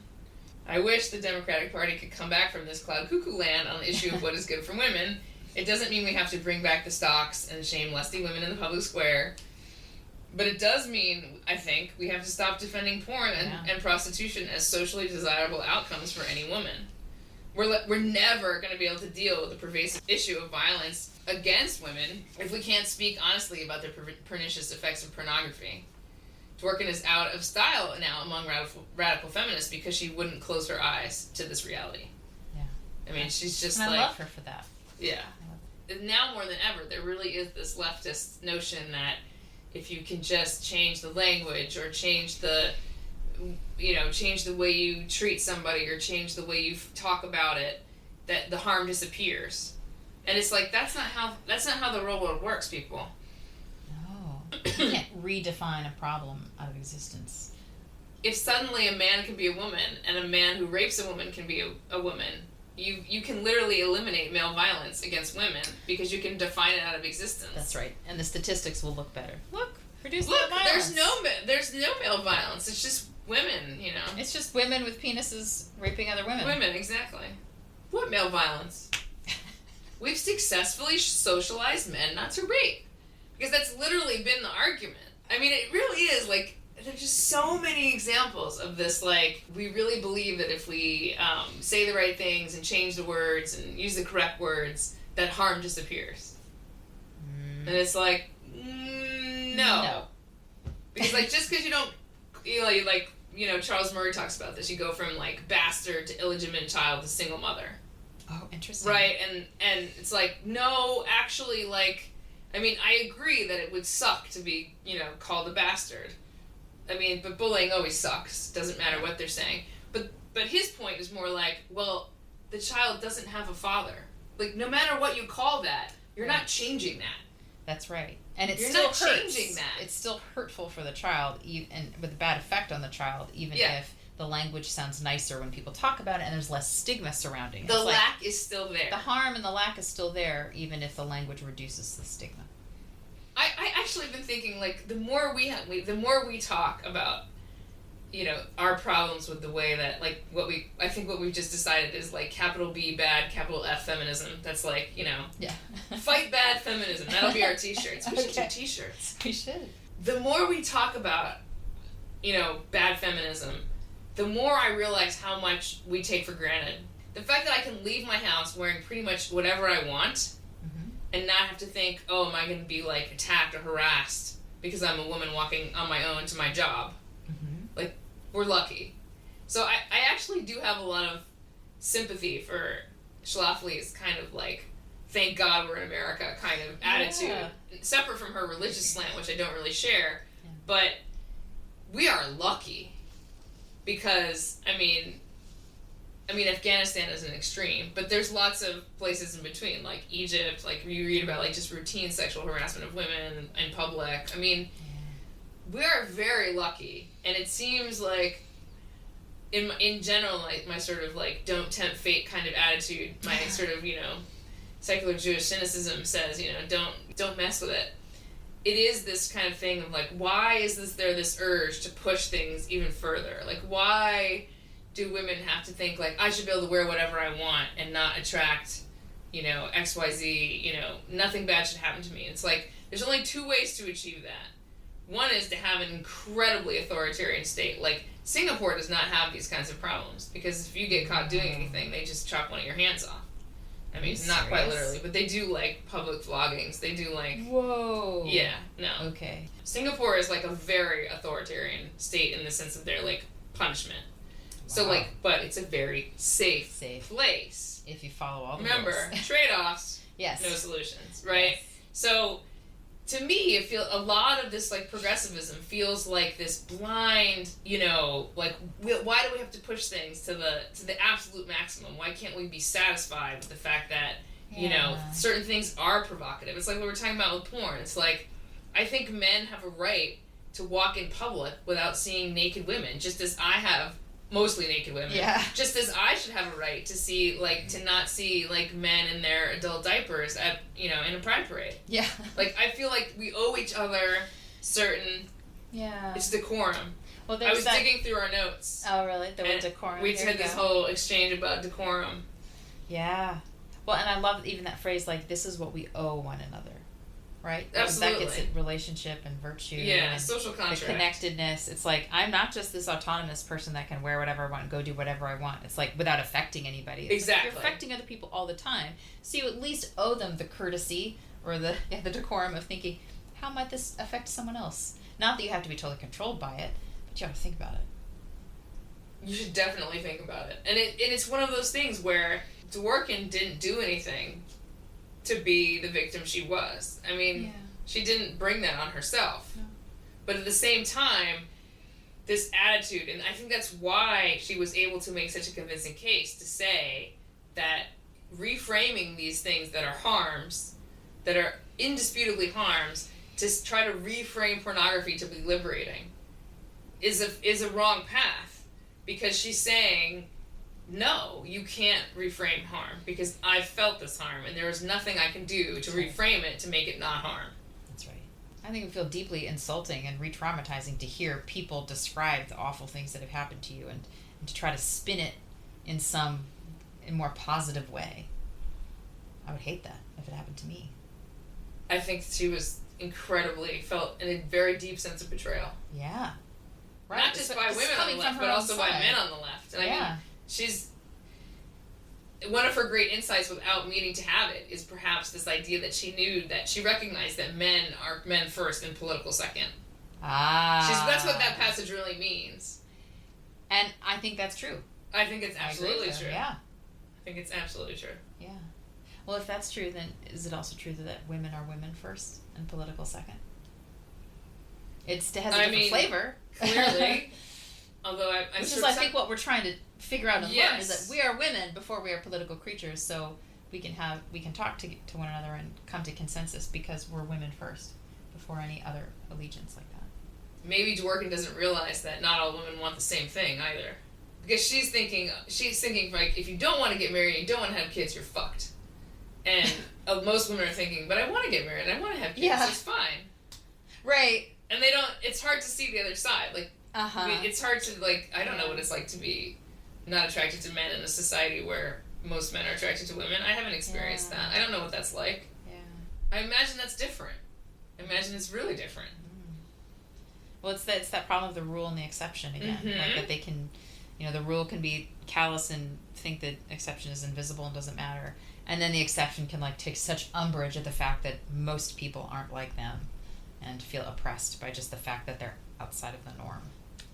Yeah, and even the norm even is if not, no one's meaning you harm at all. Well, and the norm is not a moral judgment. The norm is a mathematical term. That's right. Right. And so we have to learn how to deal with that. And the left really does feel like has defined the norm and the non-norm as this power relationship. Yeah, and I don't think it has to be that. And the thing about that's so discouraging about power kind of discussions that we seem to be having about the marginalized, it's like you want to set men who want to be women up as the most maligned minority in the world. You're mistaking the forest for the trees, because several women every week are murdered by their partners. Why are we not talking about that? We're not talking about it because it's something that you can't solve by changing the language. Oh, that's why. It's like it's an old quick fix problem. Like, we switched the language about this. Look at all the justice we're doing. If you just accept that trans women are women, that problem goes away. Oh man. I mean, it really is like a very deep conviction that if we just change, they believe that words really are violence, and they've forgotten about the violence that's really violence, and that's why. Yeah. That brings us to our last thing that we're going to talk about, which is just this brilliant essay that she writes Dworkin writes about Nicole Brown Simpson. Yeah. An event that I think was certainly in my memory because I was in college. Yeah. I think I was in my first year of college. I was a freshman in high school, so. Okay, that's about right. Mm-hmm. Do you want to read this? Sure. Yeah, this deeply moved me.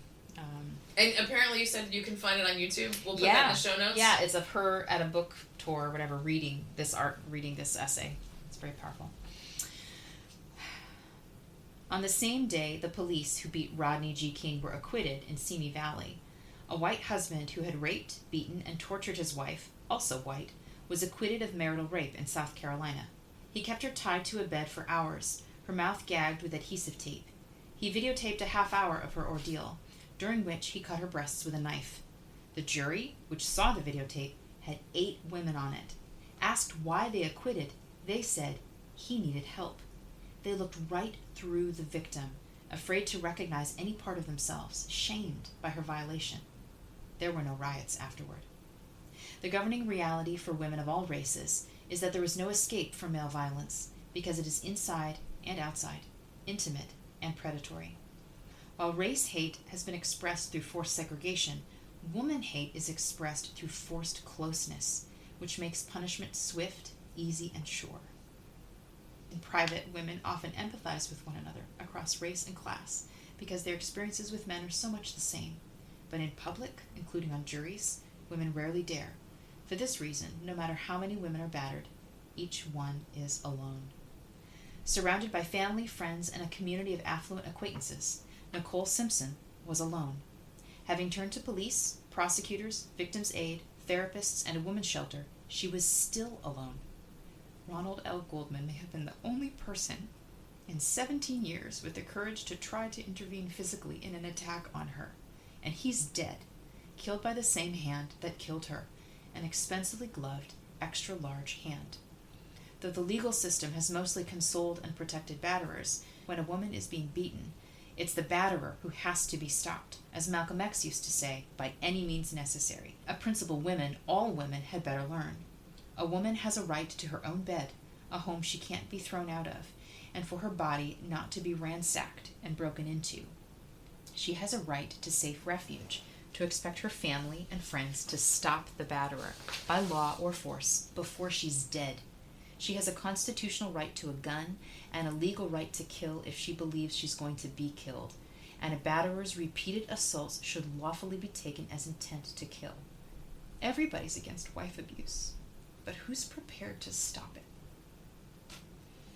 And so we'll read a corresponding passage from Schlafly. This is from her essay, Family Violence is Everyone's Concern.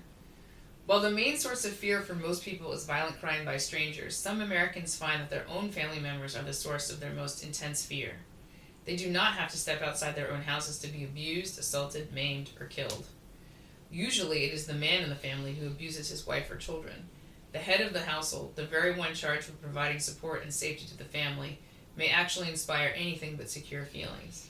The home, instead of a haven from outside forces, becomes a prison of hopelessness and of demeaning, violent behavior. Women are pushed, punched, kicked, beaten, hit with fists, slapped, or attacked with a weapon. Some are killed. Most Americans do not want to admit that family violence is a real and enormous problem. Somehow, our society seems to have a collective unwillingness to admit that violence within family life is a tragedy of our time. We tend to ignore the violence, or condemn the victim, or choose sides, while allowing this terrible problem to evolve into a legacy of abuse. Only when we realize that violence touches our neighbors, our friends, and even our own families will we be committed to purging it from the homes in America. Hiding the crime, or hiding from the crime, may be almost as wrong as perpetrating it. Tom Clifford of the Newport News Daily Press Times Herald says, "People who live in domestic violence live in a tyranny of terror," end quote. Their plight is grievous because they believe that they have no place to go where they can be safe and no one to whom they can turn who will listen with an understanding heart. They wear a mantle of guilt which has been placed on them by themselves and society. Family violence is not just a political issue. It is a pro-family issue, a man's issue, a woman's issue, a church issue, a civic issue, and a criminal issue. Family violence is everybody's issue. We must all act in ways to intervene, prevent, support, and protect the victims. It is a human rights issue for which we must all take responsibility. This is glorious, right? Two women who are in most senses perfect opposites, making the same simple case for the human rights of women. Yes. They're both completely clear who the victims are. The victims are women who are abused by men, and they are also clear where the solution lies. It lies in all of us. Mm-hmm. To solve this problem, we have to face it, and it's pretty clear that we aren't facing it. This is my take on it. I feel like too many conservatives seem to be saying, just live by the Bible, it'll be fine. Mm-hmm. They say that they see this social ill as simply signifying a desertion of traditional values, and if you return to the values, you solve the problem. But I think that's too simplistic, obviously, because some believers are abusers and many non-believers are not abusers. The left, whose shirking of this issue hurts me more, mm-hmm. seems to have forgotten what real harm is. Mm-hmm. Women are over half the population, and women are regularly murdered by their male partners. But this no longer counts as oppression. There's just not even any public discourse about it anymore. Oppression is no longer about physical safety in your home. It's about not being accepted for your true self. It's language games, right? If you can just be truly who you are, goes the latest civil rights mantra, everything will be fine. That's not only too simplistic, it's also largely wrong. Because happiness isn't freedom. Happiness is virtue. And indeed, virtue requires limitations. Right.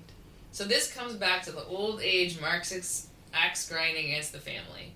Because it is the family, goes the, this philosophy, that it's the family that instills limitations. Mm-hmm. I mean, frankly, childhood is basically a nonstop hazing by family and community. That there are rules, and B, we expect you to learn them and obey them. Yeah. Maybe it sucks, but it's necessary.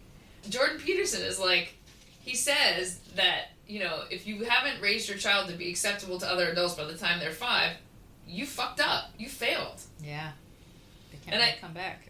How are they supposed to get along? How are they supposed to function in society when they can't be made intelligible and acceptable to other people? I think there is a strong connection in conservative thought between social rules and liberty. If the government does too much, it's the fast track to fascism and the loss of our freedoms. Mm-hmm. But I think that's an off-putting and not terribly accurate way of expressing something deeper. Without order that is enforced by soft forces, you will either have chaos or the emergence of hard forces, which will be far uglier than local responsive mechanisms of social negotiation. Yeah. I'm really sympathetic to the idea that this state cannot and should not substitute for the family, despite the fact that in any case there are no solutions, only trade-offs. But the conservatives aren't being honest in confronting the fact that violence against women does represent a human rights violation. And it's not enough to say family values and stop abortion during the election years. I mean, it's not enough. Yeah, you're right. It's not enough. And even if there's data to back up this idea that faithfully practicing religious believers are less violent on average, that doesn't mean that the solution to wife beating is proselytizing and dragging men to church, right? Like, if there's correlation, if there's causation there, it's probably the other way around. Is that right. People who go to church are just like they started off being people That's less right. likely to abuse. Exactly, right. Yeah, it's something about the conscientiousness or whatever. Yes. It's probably what it is. So you said a moment ago that neither party is serious about ending male violence against women, and that maybe it's not something that can realistically be accomplished through politics. And I would add, neither can it realistically be accomplished just through religion alone. Because politics is about what is public rather than what is private, right? So the whole idea of having a secular liberal society like ours is based on this distinction of public and private, which may in fact be a specious distinction that's not legitimate, but that's a question for another day. We'll have to explore that.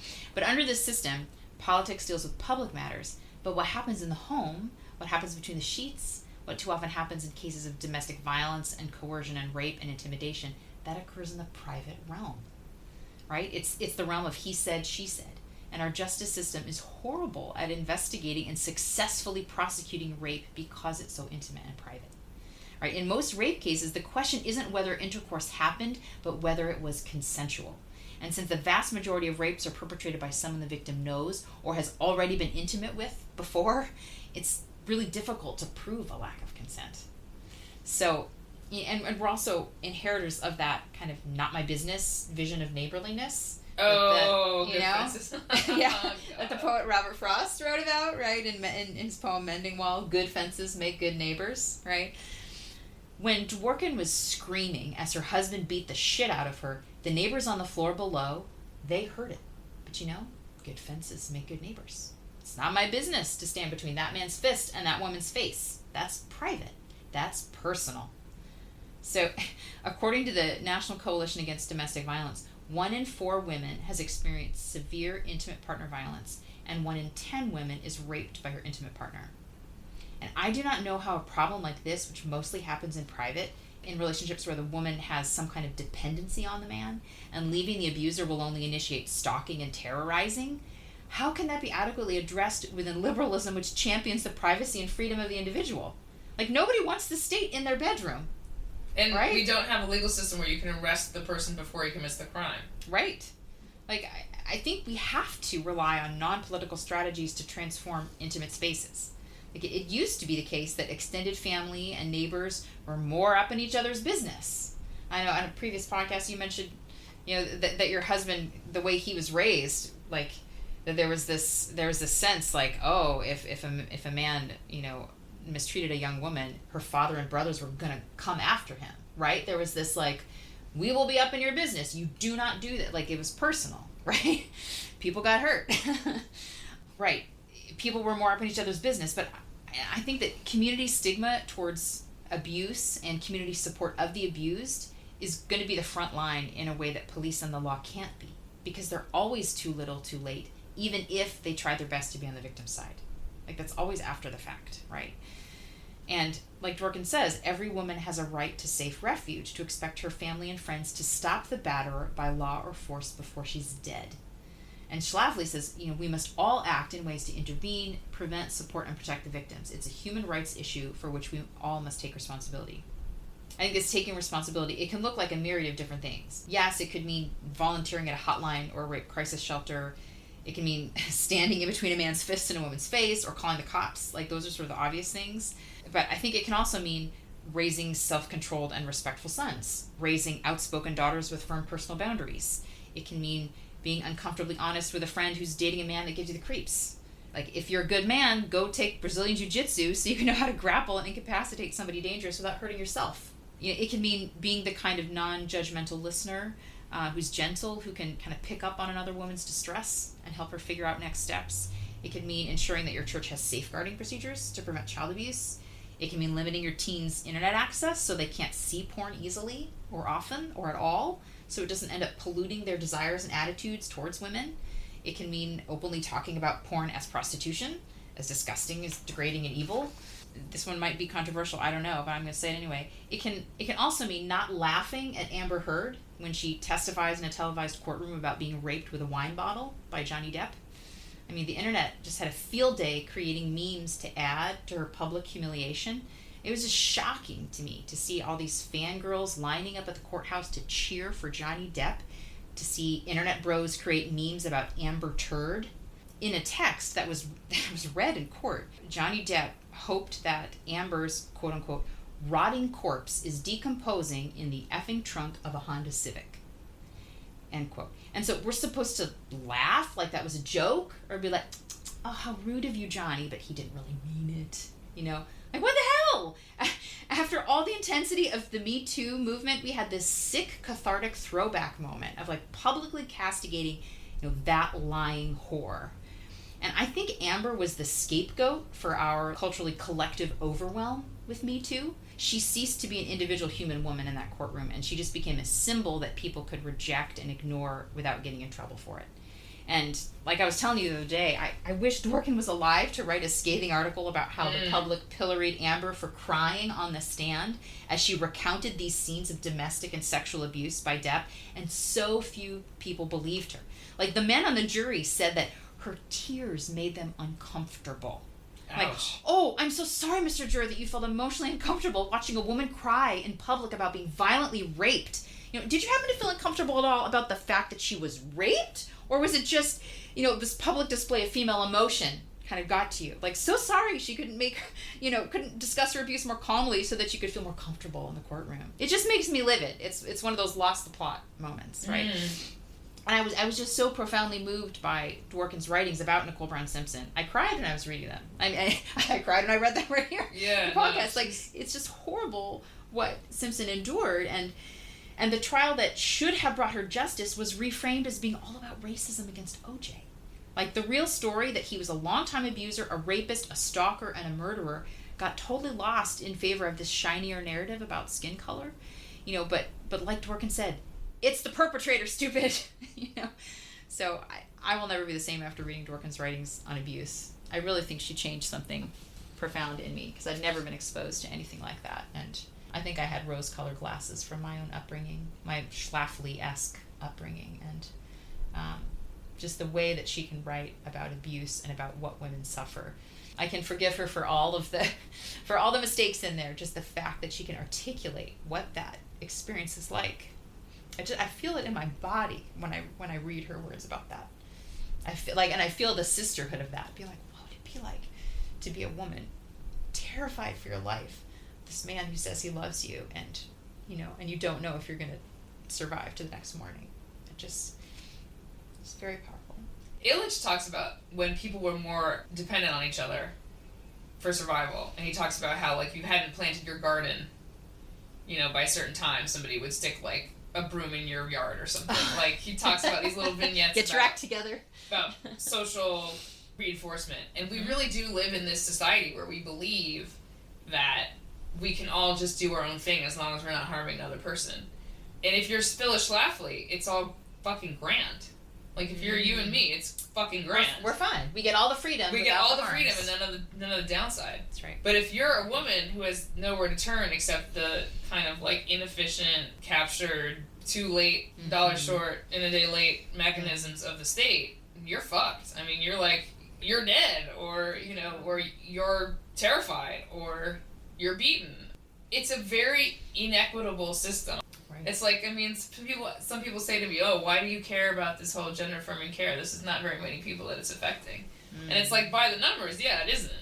I mean, like, by the end of this, there will probably be fewer than, shall we say, 5,000 women who've had their breasts removed unnecessarily and inappropriately, right?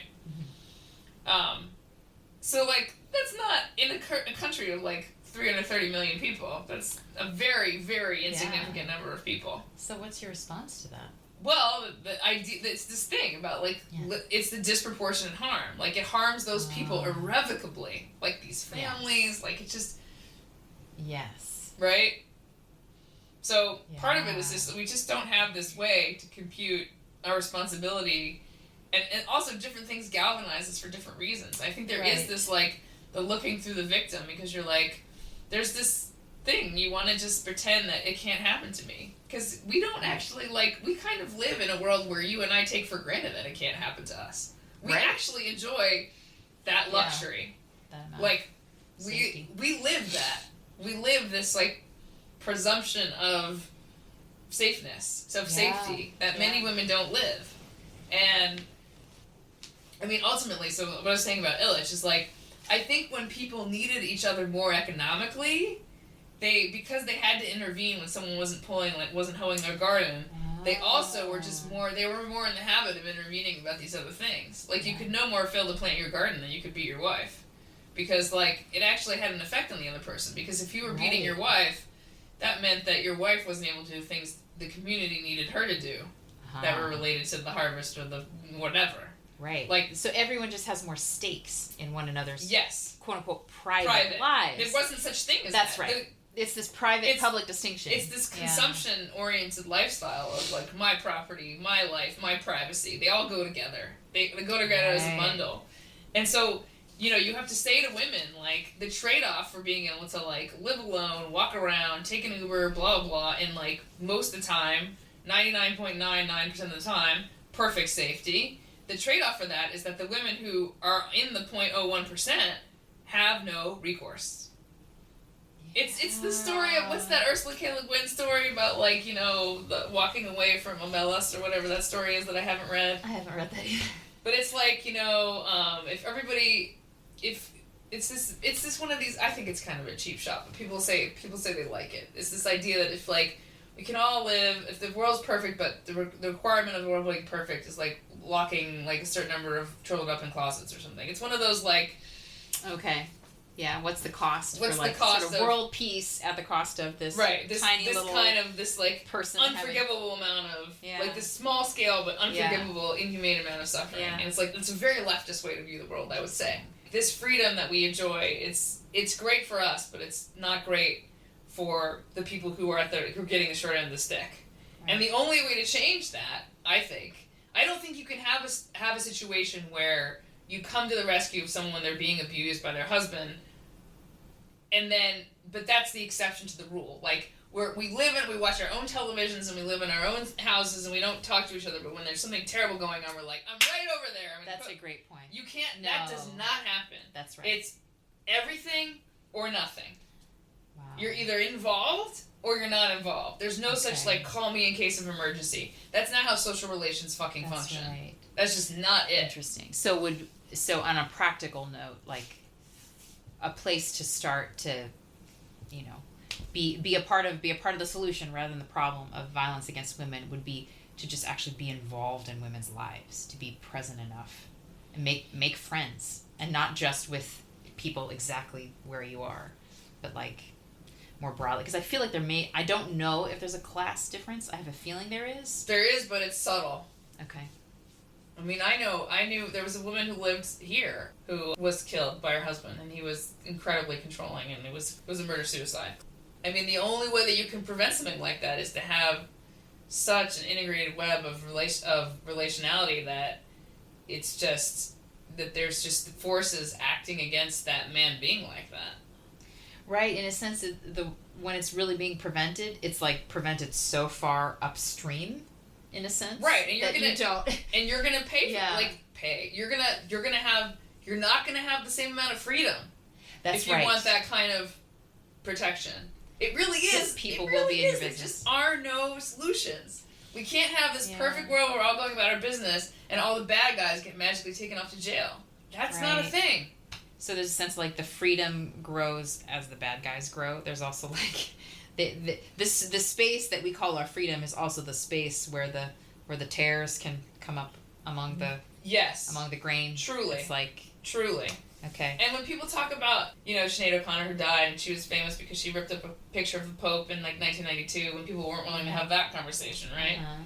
This isn't about religion. Every single situation where you don't have adequate safeguarding, where you put adults who are non-parental adults, although plenty of abuse occurs in the family, when you put other adults in contact with children and you don't have adequate safeguarding, it doesn't matter if it's the Boy Scouts, it doesn't matter if it's this church, that church, it doesn't matter, because abusers will go through incredible lengths to get in touch with the people they want to abuse. That's right. Well, and it happened to working in public school, right? Like, it was her teacher, right? Who did it, and plenty of it happens in schools, This is why I'm just so frustrated when people are like, oh, we shouldn't worry about gender, everybody can dress how they want, blah, blah, blah. It's like, if you believe that sex is real and that people are motivated, that men and women have, in the aggregate, different personalities and different concerns and different desires, then you can't have that and honor that and say, oh, we don't have to have any gender, whatever.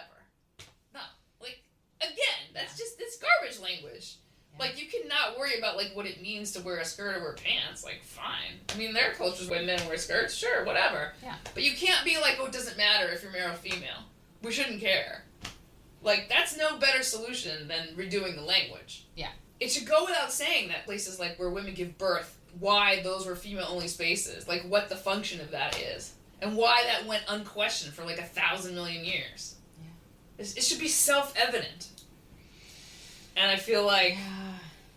And I feel like we can't even have the conversation in real words anymore because we don't want to talk about trade-offs. I don't think people want to give up what it would take to get to a place where women aren't killed by their partners like this all the time. Because we have this liberty thing, and we'd have to give a lot of that up to really protect women. To really protect the vulnerable, and, protect people against bad men. You'd have to be so enmeshed to do that. The amount of social force that would be required. Right. And because we're saying the state can't do that. We're not talking about state state power. We're saying that the state can't, and we don't want to live in the state where that we. I don't social think we would, stigma and pressure would do it, not the state. Yeah. It's even like what you were saying about redirect. Yeah. Take some of that energy. Yeah. We don't want to give up the things we would have to give up to get there. Right. We want to instead play these language games and make ourselves feel better about ourselves because we use preferred pronouns. That's what we want to do. Well, and I definitely think a piece of it would be the reestablishment of the extended family, not just the nuclear family. Well, because the people who are not your immediate family, but who are going to care most about you are not necessarily your neighbors. It's your cousin and your second cousin, your aunt and your uncle, and it's those people who do have more of a stake than Joe Schmo off the street. But we're all, because of a million reasons, cars and college and jobs, everyone's scattered to the winds, right? I assume your family's scattered everywhere. Mine's scattered all over the country. My husband's is scattered all over the country. Hardly anyone lives near each other. And so, there you go. Then how do you... how do you be up in each other's business, family-wise, to protect one another if all these social forces scatter you far apart? And it's hard to stay. The left is really obsessed with this idea of activism in the sense that you go find the people who need help, which is again this Illich thing, right, about care, services instead of care, work on the hotline, volunteer at the rape crisis center, go where the victim services are. And it's actually the Illich idea would be the opposite. It'd be consciously form support networks where you are with whoever those people are. Exactly. It's the parish model, yes, where the church is, or it's exactly this is where you are, then be where you are and help the people you're literally seeing and in contact with, rather than the sort of missionary model of I'm gonna go save where those the pagans people. Are. Yeah. I'm gonna go save those people over there. Right. Because there really is no substitute. I understand the temptation of, online communities, because affinity groups, that's great. But, we all know the dark side of that. Yeah. And, also, it's just your affinity group cannot bring you soup when you're ill. That's right. That's just back to that. That's right. Make soup for your friends. Exactly. No, it's really, really basic. And yet, we don't want to... No, there is no, pulls in case of emergency, social ties. Right, it's already got, the tracks already have to be laid for the emergency thing to happen. Yeah, a person can't just leap across the void to a stranger and be help me. No. Right. And a well-worn track has to be there for the intimacy has to be there for it to become apparent they need help.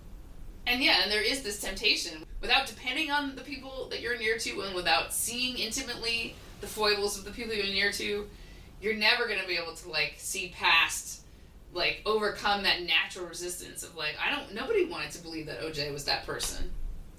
Nobody wanted to believe that. And so they just looked right past it. Yeah. Just like she describes in that other trial.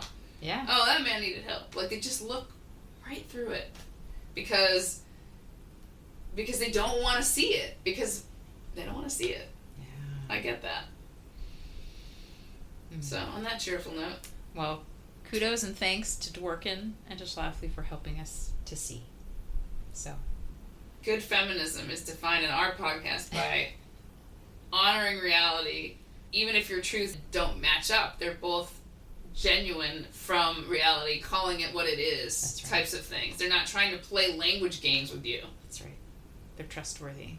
That's the word. Even if they're saying different things, not necessarily contradictory things, you're just saying different things, they're trustworthy in saying them. Honest feminism. At Red Femmes. Until next time. Thanks for joining us, everybody.